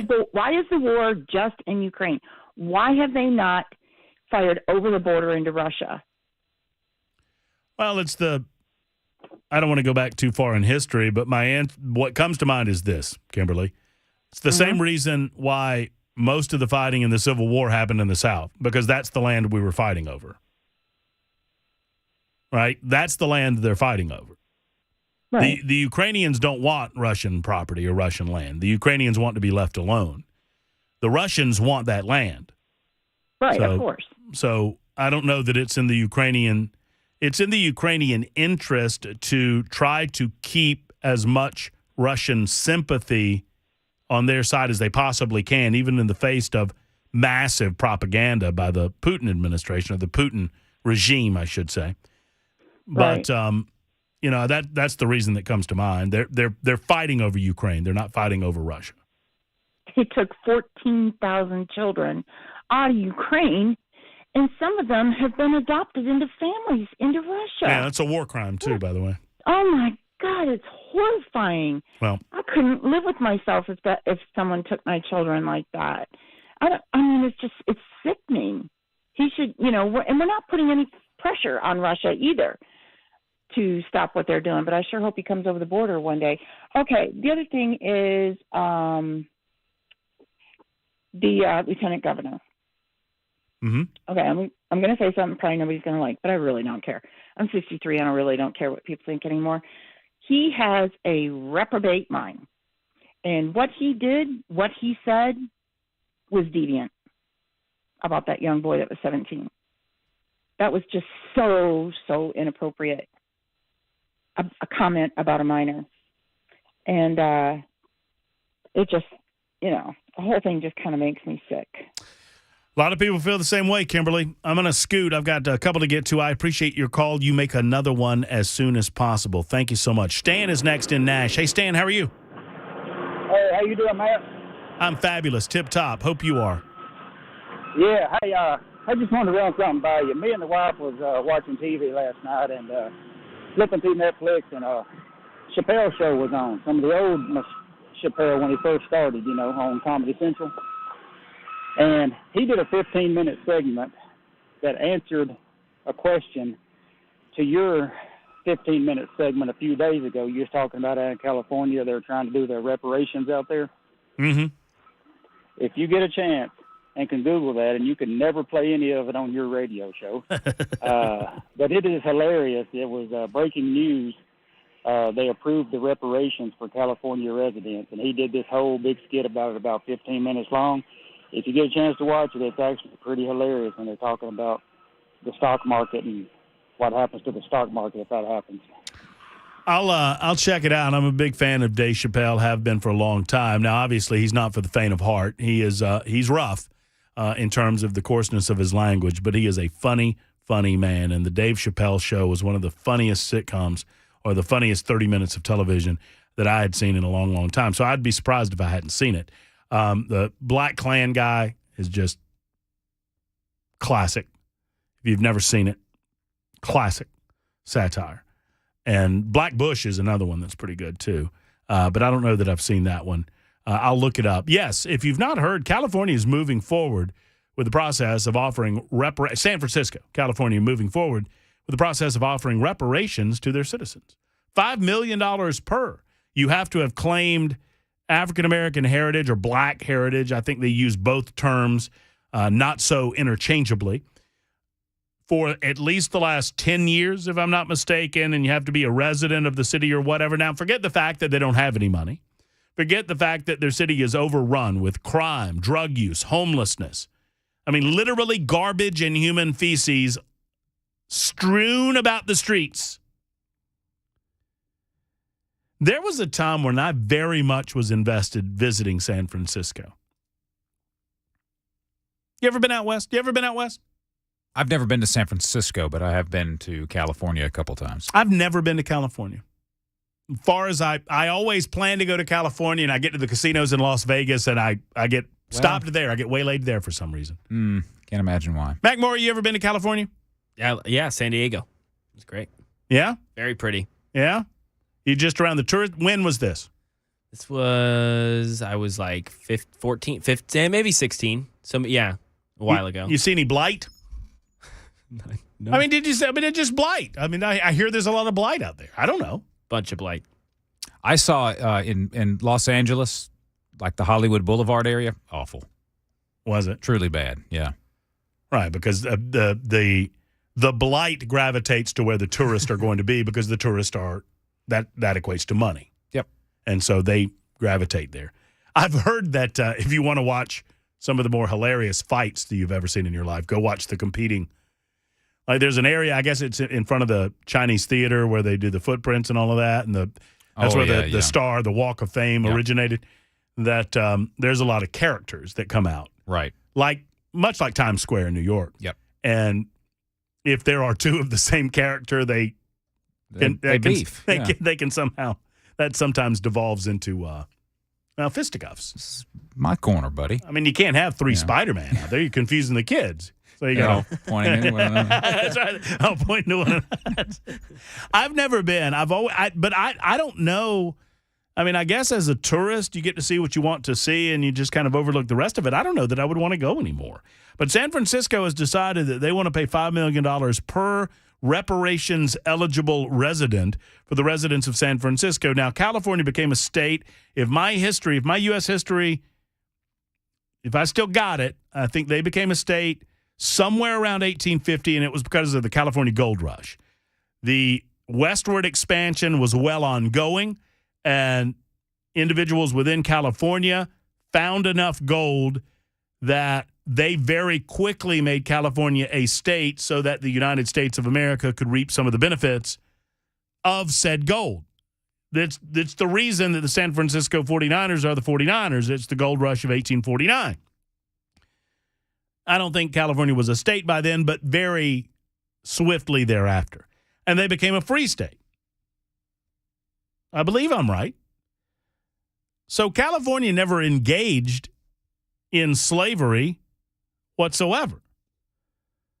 But for some reason, they've decided they're going to do their best effort to repair the ills of slavery that has fallen on the shoulders of their citizens in 2023. Best of luck with that, considering that you can't pay your bills.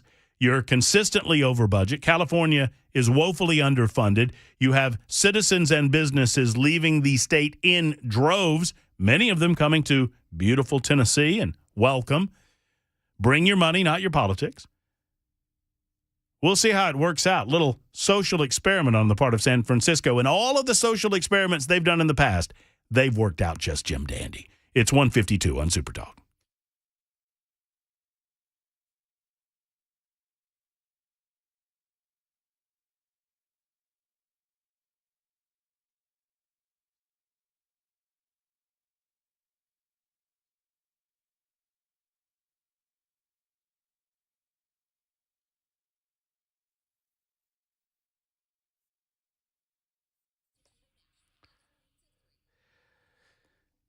Individually, if you find yourself ready to buy a new home, well, what the market is doing matters to you, but it doesn't matter in terms of your individual circumstance. Here's what I mean by that. You can't control what interest rates are, but if you need to upsize, if you're growing as a family, perhaps it's time to downsize and you want to shrink your footprint in your home. Maybe you want to eliminate credit card debt in your life and you're looking for a cash-out refinance. Accurate Mortgage Group can do all and any of these things. They are to the rescue. Their payment reduction program has helped many, many buyers all across Middle Tennessee and beyond Enjoy a lower mortgage payment for a couple of years. It's a fixed rate mortgage, but it's a benefit to the buyer and to the seller. It's an incentive the seller can offer and a great incentive for the buyer as well. If you're looking for a construction loan, it's time. If you want to build your own custom home, Accurate Mortgage is here for you, and they are local. It's so important to me that they're not a 1-800 number. They are people right there in Cool Springs. You can stop by, you can sit with them, you can look them face to face, and you can go over your unique circumstances and develop an action plan as a result. Unlike other construction loans, with Accurate Mortgage, you can close one time, build your house, and you're done. It's super easy. It's super convenient. Find out more when you make the call that so many others have made to Accurate Mortgage Group. Accurate Mortgage is a division of Acopia LLC, an equal housing lender, NMLS 4664, AccurateMTG.com. That's the website, AccurateMTG.com.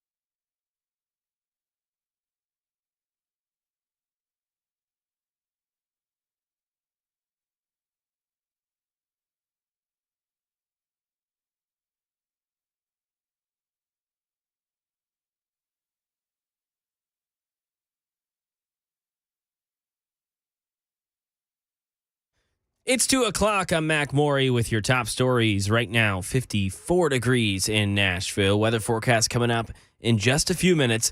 Still no official indication on when or whether former President Trump will be indicted in the case involving the $130,000 hush money payment to adult film actress Stormy Daniels. The case is now in the hands of a grand jury and could be nearing its conclusion. Trump and his associates are accused of breaking campaign finance laws when making the payment during the 2016 presidential election. Aaron Katersky discusses planned protests in connection with the decision. There are a number of protests that are scheduled, everything from a trucker boycott or an overpass protest in Queens to a caravan of vehicles coming in from Long Island. Whether any of that really materializes into anything, we don't know. But the city has told other elected officials that they're on it, but that it's business as usual in Lower Manhattan and throughout the city. Right now in the volunteer state, Lieutenant Governor Randy McNally has survived a no-confidence vote over months of commenting on a nearly naked gay man's Instagram photos, but recent reports question his mental acuity. We asked State Senator Majority Leader Jack Johnson if Tennesseans can be confident in the Lieutenant Governor and that he's competent to carry out state business. I can tell you I'm in meetings with the Lieutenant Governor frequently, and I find him to be very sharp and articulate.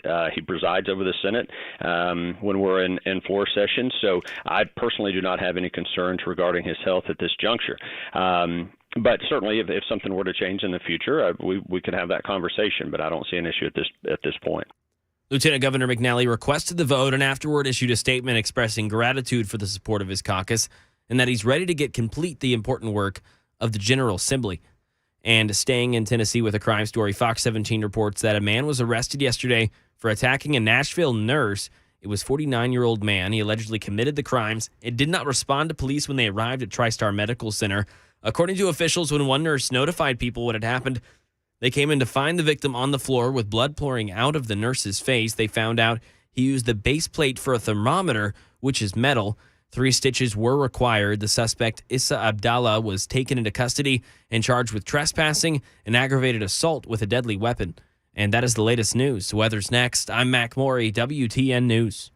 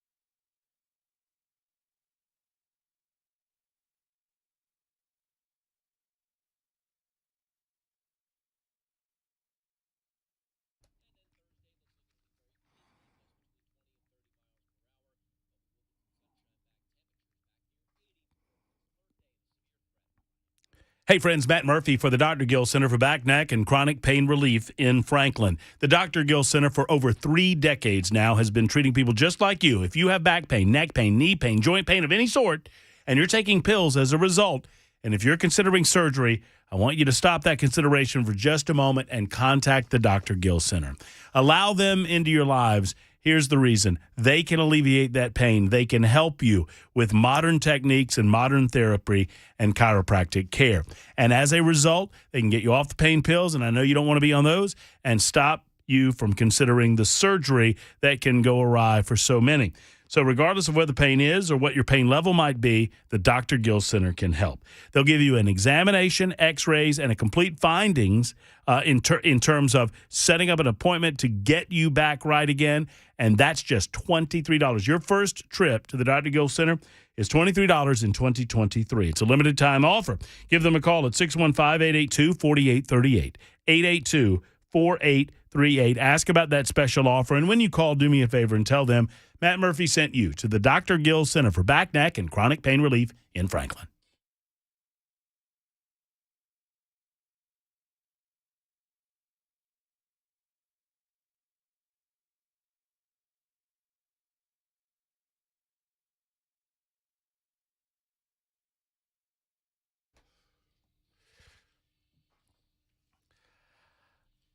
All righty then. Hello and welcome to hour number 3 of this edition of Tuesday, March 21st edition of the Matt Murphy Radio Show. Handing off to Brian Wilson coming up in about an hour from now. The drive commences at 3 and goes until 7 o'clock, a part of information-fueled and opinion-driven News Talk Radio on Super Talk 99.7 WTN. I have a lot to get to in the final hour. There's a lot going on, a lot to consume. It's like drinking out of a fire hose. To include the lack of a Trump arrest today. Donald Trump expected that his arrest would be today, but one of the ways to guarantee that it will not be today is to proclaim that it will be today, and the media will not do it today just to prove you wrong, I suppose. The mainstream media continues to completely ignore all of the details of the case. We went over point by point the details of the case, and I'm going to get to it in just a second.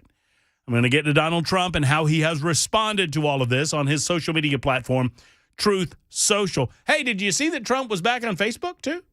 Really? Yeah. 2 words. I'm back. I'm back. I told you I'd come back. Here I am. I'm back. I'm over on Truth Social.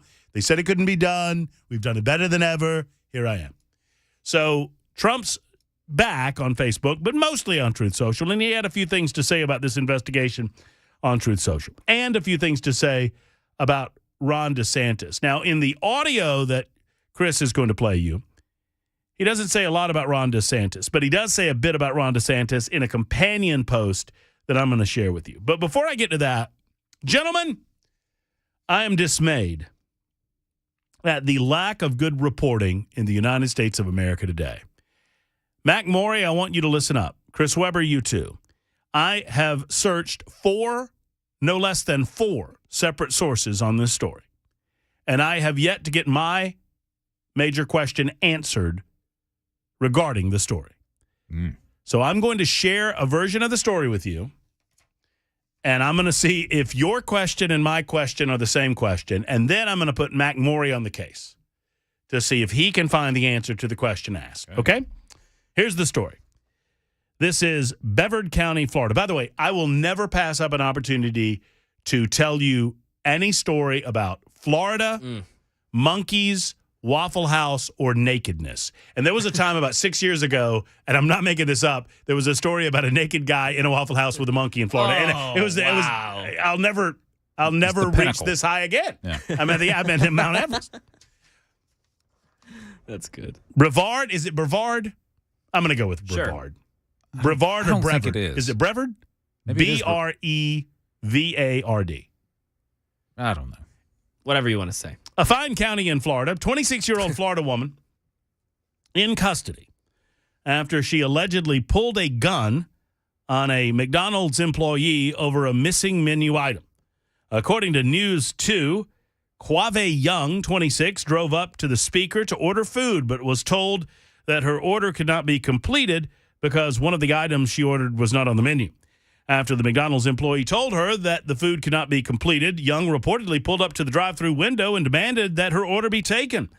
Once the employee asked Young why she was upset, Young pulled out a gun, pointed it at the employee, made a threat, and according to the arrest report obtained by News 2, the Cocoa Police Department immediately responded to the incident, found a black M&P gun with a drum-style magazine on her passenger seat, and according to the outlet, the gun was capable of holding up to 50 rounds.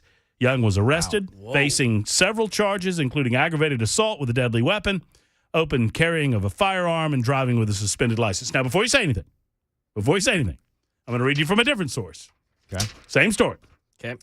Florida woman was arrested last week for allegedly brandishing a firearm at 2 McDonald's drive-thru workers because an item she wanted was not on the menu. Quave Young was charged with aggravated assault with a deadly weapon without intent to kill, open carry of a weapon, and driving with a suspended license. The incident began last Thursday at a McDonald's in Cocoa, Florida, when Young pulled up to the drive-thru for a second time that evening and, quote, requested a meal that was not on the menu, end quote.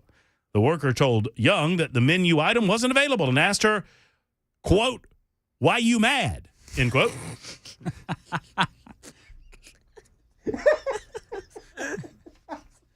It's so much funnier when you put the quote in there. Quote, why I should pre-read. Why you mad? Can you just not see that? Yes, absolutely. 100%. That's exactly what's going on at this Florida McDonald's. Yeah. Why you mad?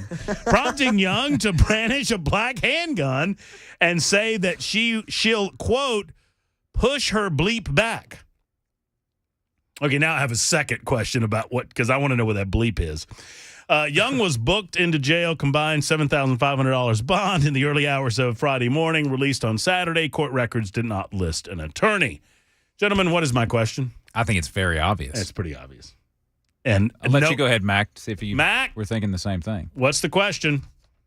Are you talking about the difference as far as... There's a question that I have about this story that's not being answered in any of the reporting of the story. Were they arrested? No. Go ahead for him, Weber. What did she want to order? What did she want that was so important that she's pulling a pistol with one of those drum magazines on it? I got 50 rounds unless you make those nuggets, chump. What did she? And no, I sincerely, I've looked at 6 different sources on this story, and nobody's telling me what she wanted that was so important. You're going to fix me that double Whopper. I mean, I can understand if you're at certain restaurants and you're not getting what you want at those restaurants, but this is a McDonald's, man. Does it surprise you? You know what it is? I bet she asked for a milkshake. Yeah, ice cream. Bet you. And she's like, yeah, okay, yeah, the machine's not working. Yeah, we'll see. Maybe, you know what? When was this story? Maybe she wanted a Shamrock Shake. Oh, yeah. Sorry, we're done with the Shamrock Shake. St. Patty's Day's over. You know, do what you got to do. I was thinking McRib, but I think you might be right. Where's the McRib? You know, I've never understood the big open question about the McDonald's shake machine. I mean, it's pretty obvious the employees just don't want to clean it, right? Exactly. Yeah. And so they just claim that it's broken. They just unplug it. We looked it up one day on. There's an entire website dedicated. I forget the name of it, but it just tells you if the machine's working or not at whatever McDonald's you search. And it's wow, it's accurate too. Yeah. Really? It's like Gas Buddy, but only for McDonald's shakes. Yeah, that's it. I just want to know what. Do some sleuthing, Maury. I want to know what this woman wanted so badly. I bet you that I was thinking McRib, but I bet you maybe it's the shake. Who knows? It's McBroken.com. And it literally has a map of wherever you are, and it has little green dots wherever the machine is active and it's working. Red dots for if it's broken, and if it's a gray dot, they don't know. Ooh, this woman is scary. So in the Nashville locations, looks like you could get a shake at most of them. Oh, I'm looking right here. Yeah. I mean, we've got a couple of red dots, but mostly green dots in the greater Nashville area. Yeah, if you're in Hermitage, the location at 5800 Old Hickory Boulevard, the machine is not working. Clarksville seems to have, from a ratio perspective, a rash of broken machines. Yep. I'm looking up there. But in Nashville, man, you're doing pretty good. I mean, look, I'm proud to note that my Mount Juliet locations are all in good working order. I would assume that this is a crowdsourced item. So sure. you would hope that if you find yourself at a broken machine, you would go to McBroken.com and go ahead and report that. And by the way, Mac Maury, I heard that, and you're right. She has some incredibly scary contacts. Yep. The contacts are. Yeah. She looks very scary, and I'm very curious as to what exactly the woman wanted that she could not get that was worthy at a McDonald's, no less. So did you read the part where she requested something not on the menu? Yeah. So McRib. Yeah, McRib would be the main thing. I mean, snack wrap. Ooh, the snack wraps were great. Those were good. Those were really good. I don't know why they took those off. Never had a snack wrap. Yeah. Those were good. Yeah. I like the grilled snack wrap with the some kind of barbecue sauce that they don't have anymore either. Are you two both talking about McDonald's lovingly right now? And there's some things. Some great stuff. What do you mean some things that are? Yeah. No. I mean, and by the way, everyone should know, I'm the fat boy on the show right now, and I'm the one going, McDonald's, wow, gross. It has its charm. Like McRib, never. I will never eat a McRib. No. Never have, never will. Fish fillet, no. What do you mean never have, never will? Hold on now. Wait a minute. If there's one thing that I would advocate for on the McDonald's menu, that's the fish fillet. Wow. Fish fillet extra tartar, and you can dip your fries in the tartar sauce. That sounds What, nasty? You're the one over there. Oh, snack wrap. That's just chicken and ranch and lettuce and cheese. Oh, is it chicken with a C or chicken with a K? Well, I don't ask those kind of questions. And by the way, speaking of McDonald's, you see where they're changing the name of their McChicken sandwich? Oh. No, I did not. To the McCrispy. Oh, I did see that. So I thought that means it doesn't necessarily have to different- have chicken in it anymore. Well, right? I think there was a lawsuit. I want, or a threat of a lawsuit. Well, you know the guy that sued Buffalo Wild Wings, I think, because their boneless wings weren't actually wings. That's great. It wasn't wing meat. And duh. Buffalo Wild Wings came out great on that one because they're like they issued an apology. Did you see the apology? I did, yeah. Like we sincerely apologize. You are correct. Our boneless chicken wings are not actually wing meat. Our boneless chicken wings only come from delicious breast meat, and they go over, how they prepare them or whatnot. And not only that, but their buffalo wings don't actually come from buffaloes. They said that. They said that in the apology. Yeah, that was good. Yeah. Did you go to parlaying into your adventure up north? How long were you at Niagara Falls? Not very long. It was cold out. Uh-huh. Did you? Where did you stay? Anywhere near? No, near we stayed in Syracuse. Oh, okay. Yeah. You went the other way. Yep. E wanted to eat at. The reason I asked, because we visited up there fairly recently, and she wanted to go to the original home of the buffalo wing, right? Which is called Anchor Bar in Buffalo, which is about 30 miles from Niagara, roughly, something like that. We eventually got pushed away from Anchor Bar. We went to a different place, and I would say the best chicken wings I've ever had in my life were at the place that we were. And I forget the name of it, and if he's listening, she can text it to me. But, some of the best chicken wings you'll ever find. And needless to say, in Buffalo, New York, the city that is the home of the chicken wing, they have a lot of good chicken wing places. I did not eat any chicken wings in that area. You're too busy pulling up to McDonald's. Had some pizza. No, I did not go to the McDonald's. I don't get judgy about fast food except for McDonald's. Yeah, McDonald's is good especially like if you're on a road trip in a car. It's great to just whip in the drive-through, grab a McDouble and some fries, and hit the road because you know exactly what it's going to taste like. Yeah. Oh, every time. Exactly. There's no variance. Every time. But see, I would go any other fast food joint other than McDonald's. I would go Burger King. I would go Wendy's. I would go Arby's. I would go anywhere other than McDonald's because McDonald's has a. Would you go to Whataburger or would you just have me go? No, I'd get you to go to Whataburger. Speaking of, I did not get. You told me now that we're talking about food, we might as well finish the segment on food. I heard you on Del Giorno's show, Mac, discussing the best hamburger in town, and you said it was at Hugh Baby's. Hugh Baby's. We were this close to Hugh Baby's over the weekend, and instead of going there, we went to Brown's Diner. Oh, and you said that was pretty good, right? It was tip top. I mean, it was really, really good. Apparently, an institution in the city. Have you ever been? I've not. It's a one-off location in downtown. They've been there since 1923. Their claim to fame is that they have the oldest beer license in Nashville. Oh, nice. It's pretty good. That's pretty cool. Yeah, it's pretty nice. But anyway, if you're looking for a good burger, that's a good place to go. Don't go to McDonald's. Ugh. Well, nobody said it was a good burger. Have you seen Super Size Me? Burger. Have you seen the guy that put the hamburgers in the glass jars? Yeah. And just left them? Just left them, yeah. And then 8 months later, they had not molded? Yeah. That's because he didn't chew them up and swallow them. 219 Super Talk 99.7 WTN.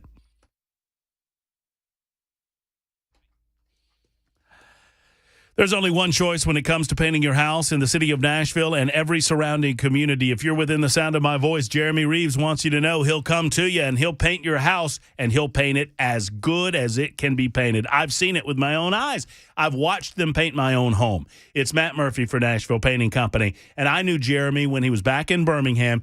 He had great work going on in Birmingham, and he upsized himself to Nashville about 10 years ago, and Nashville Painting Company was born. And they're great at what they do. Whatever your paint job entails, whether it's strictly interior work, you want to get the kitchen done, the great room, the bedrooms, whatever it might be. Maybe it's exterior work. Perhaps you have brick that you want lime washed or painted. Maybe it's fencing that you have a need to stain. Whatever it might be, they're here for you at Nashville Painting Company. Go to NashvillePaintingCompany.com to find out exact scopes and pricing. Know this: a supervisor on every job, your customer satisfaction is the number one priority, and they only use the most superior product in the jobs that they do. NashvillePaintingCompany.com, or give them a call, 615-635-0350, 635-0350 for Nashville Painting Company.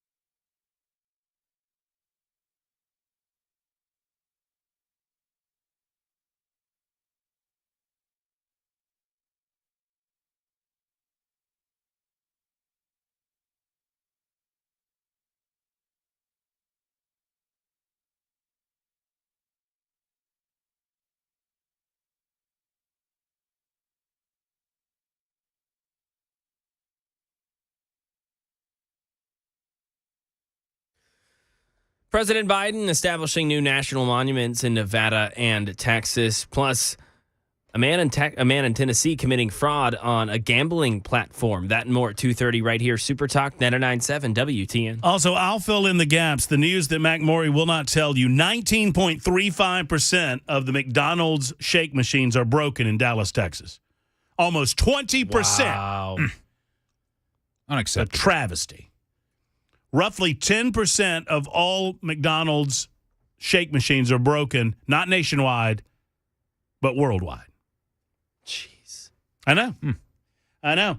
I would ask you to fill us in on the last little piece of this McDonald's story puzzle, Chris Weber, but I just got this from one of our super texters. 5806 says, sorry, maybe others would be interested more about your personal life and feelings, but it seems like that's the best way to avoid show prep. Relevant topics, please. Holy moly. Tell us how you really feel. Talk about the McCrispy, man. Come on. If you don't think that McDonald's changing the McChicken sandwich's name to the McCrispy is relevant, I don't know what relevant is. I do have the answer, by the way, though, if anyone out there is interested. Really? I mean, that is kind of doing some show prep. I mean, come on. We had to dig deep for this one. 5225, I'm going to see if your answer is jive, because 5225 claims that they called the restaurant and asked. They did. And thanks to Marianne for this tip. She says that the story reads that News 6 called, I think that's out of Orlando, called the McDonald's on Saturday and asked what the fuss was about. They were informed that Young allegedly demanded a cheeseburger bundle. It's a combo sort of thing where they can do it with McDoubles or McChickens, apparently, but they can't do it with cheeseburgers. They offered to sell her a cheeseburger a la carte in a small or a small order of fries or something. I don't know. So anyway, it was kind of a letdown. I was, looking for something better. Kind of hoping it would be a shake or Shamrock Shake or even a McRib. I guess they don't do the cheeseburger bundle anymore. Hey, gang, to elaborate on your McDonald's issues, I mean, I didn't know that we had issues, but okay. Go look up Jamie, don't remember her last name, known as the Naked Chef, and his layout versus McDonald's. It's a thing the New York Times and the New York Post are writing about. Okay. You had me at Naked Chef, and then you said his, and I thought, kind of deflated the whole situation there. All right, more to stories of pertinence for our good friend 50 whatever his name is. So Donald Trump has spoken out about the pending indictment and potential arrest against him. The clock continues to tick-tock, tick-tock, tick-tock. Note that the mainstream media has no interest in talking about any details of this case. Just note that. I promise you that I watch CNN so you don't have to. It is an occupational hazard of mine. CNN is a garbage network full of garbage people. Now, I don't blame MSNBC for being what they are so much because they don't shy away from it. I don't blame a shark for being a shark, and I don't blame a libby, ridiculously nonsensical network, partisan as they may be, for being that as long as they own it. CNN will not. And CNN will not touch the details of this case because that's where the case falls apart. Donald Trump is fighting back, though. Here's what he had to say on his Truth Social platform yesterday. Donald Trump, go. These 4 horrible, radical left Democrat investigations of your all-time favorite president, me, is just a continuation of the most disgusting witch hunt in the history of our country. It's gone on forever with Russia, Russia, Russia, and Ukraine, Ukraine, Ukraine, and the Mueller hoax. It's an absolute disgrace what's going on. They even spied on my campaign. And remember this, with all of the work that they did on Mueller, no collusion. That's what the answer was all no collusion. Whether it's the Mar-a-Lago raid or the Unselect Committee hoax, the perfect Georgia phone call, it was absolutely perfect, or the Stormy Horseface Daniels extortion plot, they're all sick, and it's fake news. Our enemies are desperate to stop us because they know that we are the only ones who can stop them, and they know it very strongly. And they're looking at the polls where, not me, but we are up by so much. They can't even believe it. We won twice, and now we've got to win a third time. They know that we can defeat them. They know that we will defeat them. But they're not coming after me. They're coming after you. I'm just standing in their way. And I always will stand in their way. Thank you very much. There's President Donald Trump, former President Donald Trump, speaking out against the potential for an indictment that would be set down at some point this week. He anticipated it would be today. I don't believe that Donald Trump was ever going to get arrested in terms of what we would think of as an arrest. I do not believe that these individuals are foolish enough to try to perp walk Donald Trump. I will say this. The former president is exactly right. This is doing nothing but bolstering his next political campaign. It's bolstering his candidacy for president of the United States. It's helping him because we see the lengths that a partisan hack like this Alvin Bragg fellow in New York will go to try to hang any albatross around Donald Trump's neck. Now, that was the good Trump. That's the Trump that I can get behind. That's the Trump that's saying the right things. Horseface notwithstanding. By the way, Speaking of benefiting from certain circumstances, is there anyone in America that has benefited more from the Trump presidency than Stormy Daniels?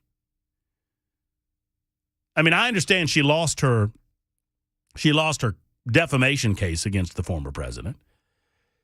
Any case that she's brought has been thrown out of court. She got a lot of money taken. What was his name? Avenatti. Remember Michael Avenatti?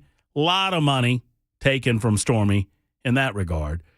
But this is a person that not one of you would have known or admitted that you would have known without the presence of Donald Trump. She's made tens of thousands, if not hundreds of thousands of dollars on his name alone. So whatever. I mean, he can call her horse face till the cows come home. Here's what I have something of an issue with, because I'm all about that Trump. Donald Trump also, in conjunction with that video, posted this. It was a repost of a story regarding Ron DeSantis. The story involved DeSantis when he was a high school teacher partying and reportedly drinking with underage girls at a party while a Georgia high school teacher. Now, I don't have any corroborating evidence. It might be so, but I don't have any evidence that these are actually high school girls. They could be college. They could be beyond. I don't know. But here's what Trump said about it, and we'll go to the news and get your thoughts on it, because I'm curious if you believe this is a step too far. Why are you picking fights that need not to be picked? He says Ron DeSanctimonious will probably find out about false accusations and fake stories sometime in the future as he gets older, wiser, and better known. When he's unfairly and illegally attacked by a woman, even classmates that are underage, or possibly a man. I'm sure he'll want to fight these misfits just like I do. This is in no doubt is a response to the jab that DeSantis took at Trump regarding some of Trump's dalliances with pornographic actresses. More on that coming up in a moment. Your thoughts on it, 2:31 on Super Talk.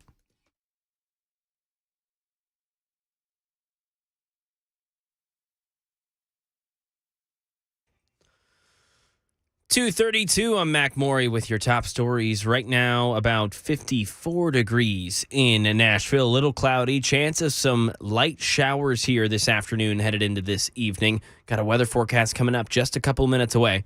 President Biden establishing new national monuments in Nevada and Texas, announcing the moves in Washington today. The president speaking at the U.S. Interior Department for the White House Conservation and Action Summit. Karen Travers brings us the latest. President Biden announced the establishment of two new national monuments, Castner Ridge in Texas and Aviquaami in Nevada. We're protecting the heart and the soul of our national pride. The White House says these monuments will protect more than 500,000 acres of land, part of the administration's climate plan to preserve 30% of lands and waters by 2030. We owe to our children, our grandchildren, our great-great-grandchildren, and all to come what we have and what we can preserve. Crime here right now in Tennessee. The TBI has arrested 32-year-old Bruce Orr of Nolensville for committing fraud on the gambling platform DraftKings. The investigation began last September and found multiple accounts associated with the Nolensville address. Orr has been charged with 8 counts of identity theft and is now being held on a $35,000 bond at the Williamson County Jail. And that is the latest news. Weather's next. I'm Mac Maury, WTN News.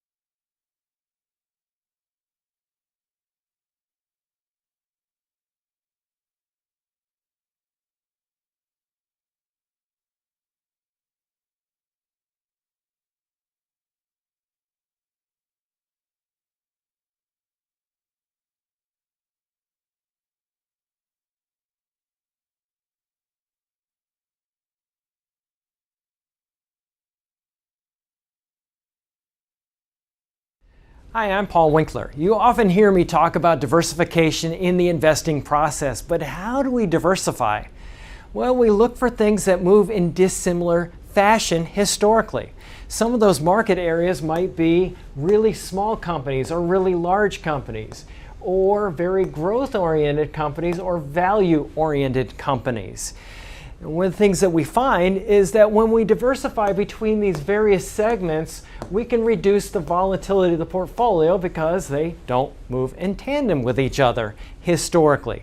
Now, we can do that in U.S. markets, we can do that in international markets, and in emerging markets. And when we can dampen that volatility, we can help get ourselves a little bit of a better outcome as far as knowing what we might likely have in the future or how we can take income from our investment portfolio. Now, we also want to add fixed income or bonds to the mix as well. Now, if we know that we need to do this, what's the best way to do it? Well, one of the things that we often teach is this concept of market efficiency. This won the Nobel Prize in economics as well. And it's the idea that if I'm investing in, let's say, small value stocks, if we look at professional managers and their ability to say, hey, should I have this stock or that one, and picking companies or areas of the market, we find that they typically get lower returns than the market does on its own. They just add expense and they can add a lot of volatility. One of the things we want to avoid is anything that can hurt your returns and increase your risk in the investing process. To learn more about our approach to investing and financial planning, go to paulwinkler.com and set up a free 15-minute phone call or call 615-851-1950.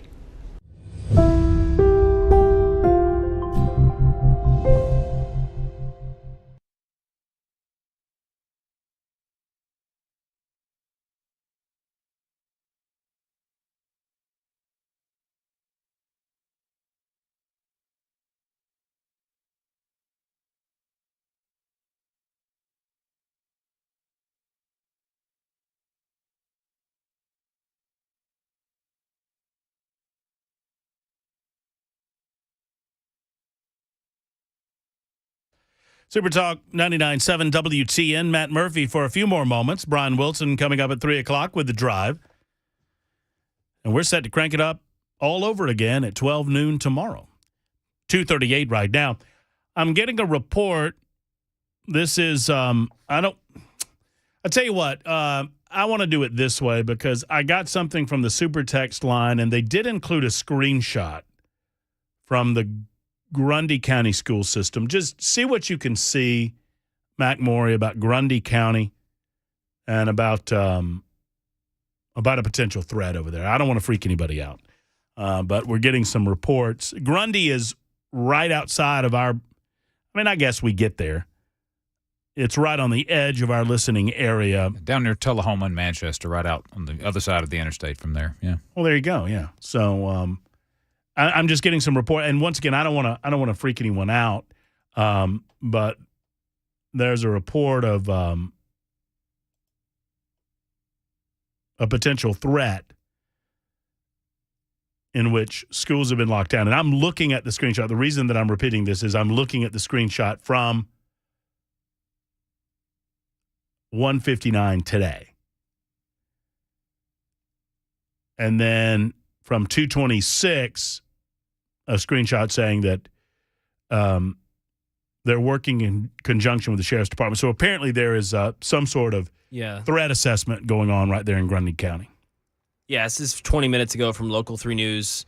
Grundy County schools officially say there is an active threat in the community, so schools are on soft lockdown. The threat is said to not be directed at the schools or students, and it is just a precaution. There you go. Great work. Thank you, McMaury. I appreciate that. Yep. So that coming in initially from a super texter, and I thank you for that, and then corroborated by McMaury back in the newsroom. Thank you for that. Heather is next up talking about Ron DeSantis and Donald Trump, or Don DeSantis and Ronald Trump. Hey, Heather, how are you? Oh, I'm fine. I love them both, and I would love to see them team up because I think they'd be an incredible team. 4 years of Trump to finish up and lead DeSantis on the next 8-year path. But and I do think that Trump is maybe trying to prep DeSantis for what's coming, because if he gets the nomination or if he doesn't, they're going to tear him down too. They're going to try everything they can to tear him down, and that's the kind of thing they're looking for. So I don't know that it's that cruel necessarily. I think it's a realistic sort of a, not really a threat, but a realistic what's to come. I don't pretend to know what's going on in Donald Trump's head. And I don't necessarily disagree with you. I take that back. I don't think that Donald Trump is preparing Ron DeSantis for anything. I think Donald Trump sees individuals around him that he perceives as threats, and he wants to eliminate the threat. And take that for what it's worth. I love Donald Trump. I will vote for Donald Trump. I don't know who I'm voting for in the primary just yet, but I obviously will support Donald Trump, and I will not, I'm not going to choose one over the other, except that I have to pick one on primary day. I like Ron DeSantis a lot. I'm like you, Heather. I would love to see a possibility of them teaming together, but I don't think their personalities will allow them to do that. Right. But I think Donald Trump's done a tremendous amount for the United States. I think the media is already starting to position themselves to go after Ron DeSantis. They're characterizing him, and in many ways they're doing the same things with him that they tried to do with Trump in 2016, and they managed to do with him in 2020. So we'll see where the chips fall. I just don't think we need to make enemies. I mean, I don't think if you're a Trump person, primarily like Heather is, that DeSantis needs to be an enemy. That's not what she was saying, obviously. You just heard her. But I don't think for a second that Donald Trump is roughing Ron DeSantis up out of love. Well, I'm just trying to help the kid. They're going to get him. They're going to rough him up. He can't be good if he doesn't. I've got to show him a little tough love. I've got to get his head in a headlock and give him little noogies. Little Dickens. I don't think that's what he's doing at all. I do have a question that's maybe best left for a different show, but I think it's important to think about this. Donald Trump, I believe, sees DeSantis as the central threat in the primary campaign. When Trump had his last primary campaign, it was 2016, and he was the outsider. He was the ultimate outsider. And he blasted everyone, and it was expected that he would blast everyone because everyone, by comparison, was a political establishment type. Everyone. Jeb Bush, Ted Cruz, Rand Paul, didn't matter. Didn't matter. Donald Trump is not an outsider anymore. Now, he plays the game outside of the swamp. He plays the game outside of the bureaucracy. But Donald Trump is the leader of the Republican Party, is he not? I mean, who else would you say is the leader of the Republican Party if not Trump? So it's a little more difficult to hear some of the trash talk that is about to come when he's no longer the political outsider who has never had skin in the game. He was president of the United States. He is the head of the Republican Party. And for him to lash out at one of the rising stars in the Republican Party is a little bit difficult to hear. Mostly because a lot of it's not true. And I love Donald Trump. I was with him from the escalator. But I don't worship the man. I do not believe that Donald Trump walks on water. I believe he's a wonderful thing for America, and he has been a wonderful aspect in political life because I think he has done more to reset politics in this country as has been needed for a long time than anyone else in my lifetime. But that doesn't mean that he doesn't on occasion say things that are just Bravo Sierra. And calling Ron DeSantis shut down Ron is just baloney. It's nonsense. Claiming that Ron DeSantis has not done wonderful things in Florida, that just doesn't ring true. There will come a time when there is a deciding. As I've done all along, I encourage you not to decide in 2023. Certainly not. You have plenty of time to watch all of this play out and watch how these two play off one another. I think what Trump said about DeSantis on Truth Social was a direct reflection on DeSantis taking a little bit of a shot at Donald Trump. And wasn't it in the Trumpian – it was in Trump fashion, right?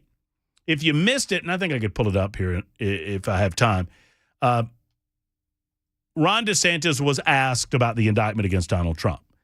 And he said, look, I don't know a lot about it, but I know that this is a Soros-backed prosecutor, and he's letting people walk, and he starts just trashing Alvin Bragg. And then in the midst of trashing Alvin Bragg, rightly so, he says, now, look, I don't know anything about paying off porn stars and, hush money. I don't know anything about all of that, but this Alvin Bragg character, blah, blah, blah, blah, he keeps going. He slipped that in there. And it reminded me of the way Trump does things. Look, some people say that Chris Webber stays out late at night, 3, 4 o'clock in the morning, drinking, carousing. I would never say that. I would never accuse him of some of the awful things that people accuse him of. But some are saying, that's all I'm saying. I mean, that's what Trump does. Has he been following me? What's going on? I like dragging you into it. So, look.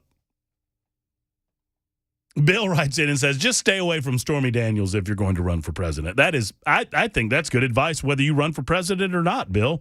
Mike is next up and last up during this edition of the Murphy Show. Mike, you've got the last say. What's on your mind? Well, the important thing to remember, Matt, is that Ron DeSantis sealed his fate when he showed up at the World Economic Forum meetings. That's a New World Order organization. Well, apparently the New World Order is so good at their job that they killed Mike's telephone right at the time that he was telling us about this. Mike, are you there? Mike. That's unfortunate, Mike. I was going to ask you about the nature of his appearance at the World Economic Forum. So Mike says that Ron DeSantis is persona non grata because of his appearance at the World Economic Forum. Let me look it up and I'll let you know. Also, scientists are bound and determined to have a male something have a baby. And they finally accomplished the task. I'll tell you about it in just a moment. It's 2:49 on Super Talk 99.7 WTN.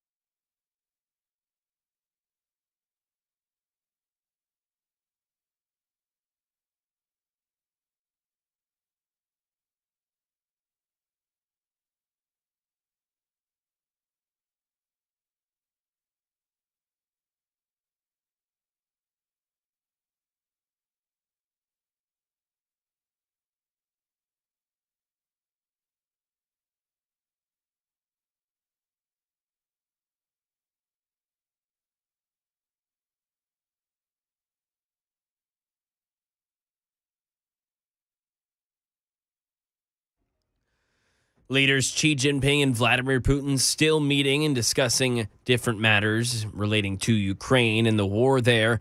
And a man arrested for shooting a woman allegedly several times yesterday at a Nashville motel. That and more all at 3 o'clock right here. Super Talk 99.7 WTN. Thank you, Mac Morey. The Drive with Brian Wilson on the way in just mere minutes on Super Talk 99.7 WTN. I was going to tell you about the effort to have two mice, male mice, produce a third mouse. For crying out loud. But what? Why do we need to? Why do we need to do this? We don't. It's so that this is to check a box to say that they did. They're taking stem cells from a mouse. It's actually not even two mice. It's just one mouse. They're taking stem cells from a male mouse, and they're converting those stem cells from a male mouse to force them to be embryo cells. So they're manipulating the cellular structure of stem cells for the purpose of converting the. I don't even pretend to understand it, but their goal is to say a male animal produced a baby, which is not true. They are manipulating it scientifically. The last time that they've tried to manipulate science along these lines, we got Wuhan, is what we got. We got COVID-19. Oh. But I can't tell you about that because there's new stories coming out about a couple of other items. One, there is a report out of New York that Donald Trump is to be indicted tomorrow. I don't know. This is a relatively reputable source. I don't know whether I buy that or not. I don't know if anyone necessarily believes that. The same source that I'm looking at is also showing so-called Trump supporters standing outside of Trump Tower in New York City right now, but they're wearing masks. Oh, yeah, bull. Which is the universal symbol for that is absolute garbage. And then this, and I absolutely love this. Donald Trump is saying that if he is to be arrested, one, Donald Trump is in high spirits and is pumped over his arrest. And he's saying that he will not go quietly, that he is demanding a perp walk if they arrest him. Because Donald Trump is not an idiot, and he knows what this will do for his approval ratings. Through the roof. Speaking of ratings through the roof, Brian Wilson is up next, baby, with The Drive. I'm back at high noon tomorrow. Until then, have a wonderful afternoon, folks. So long.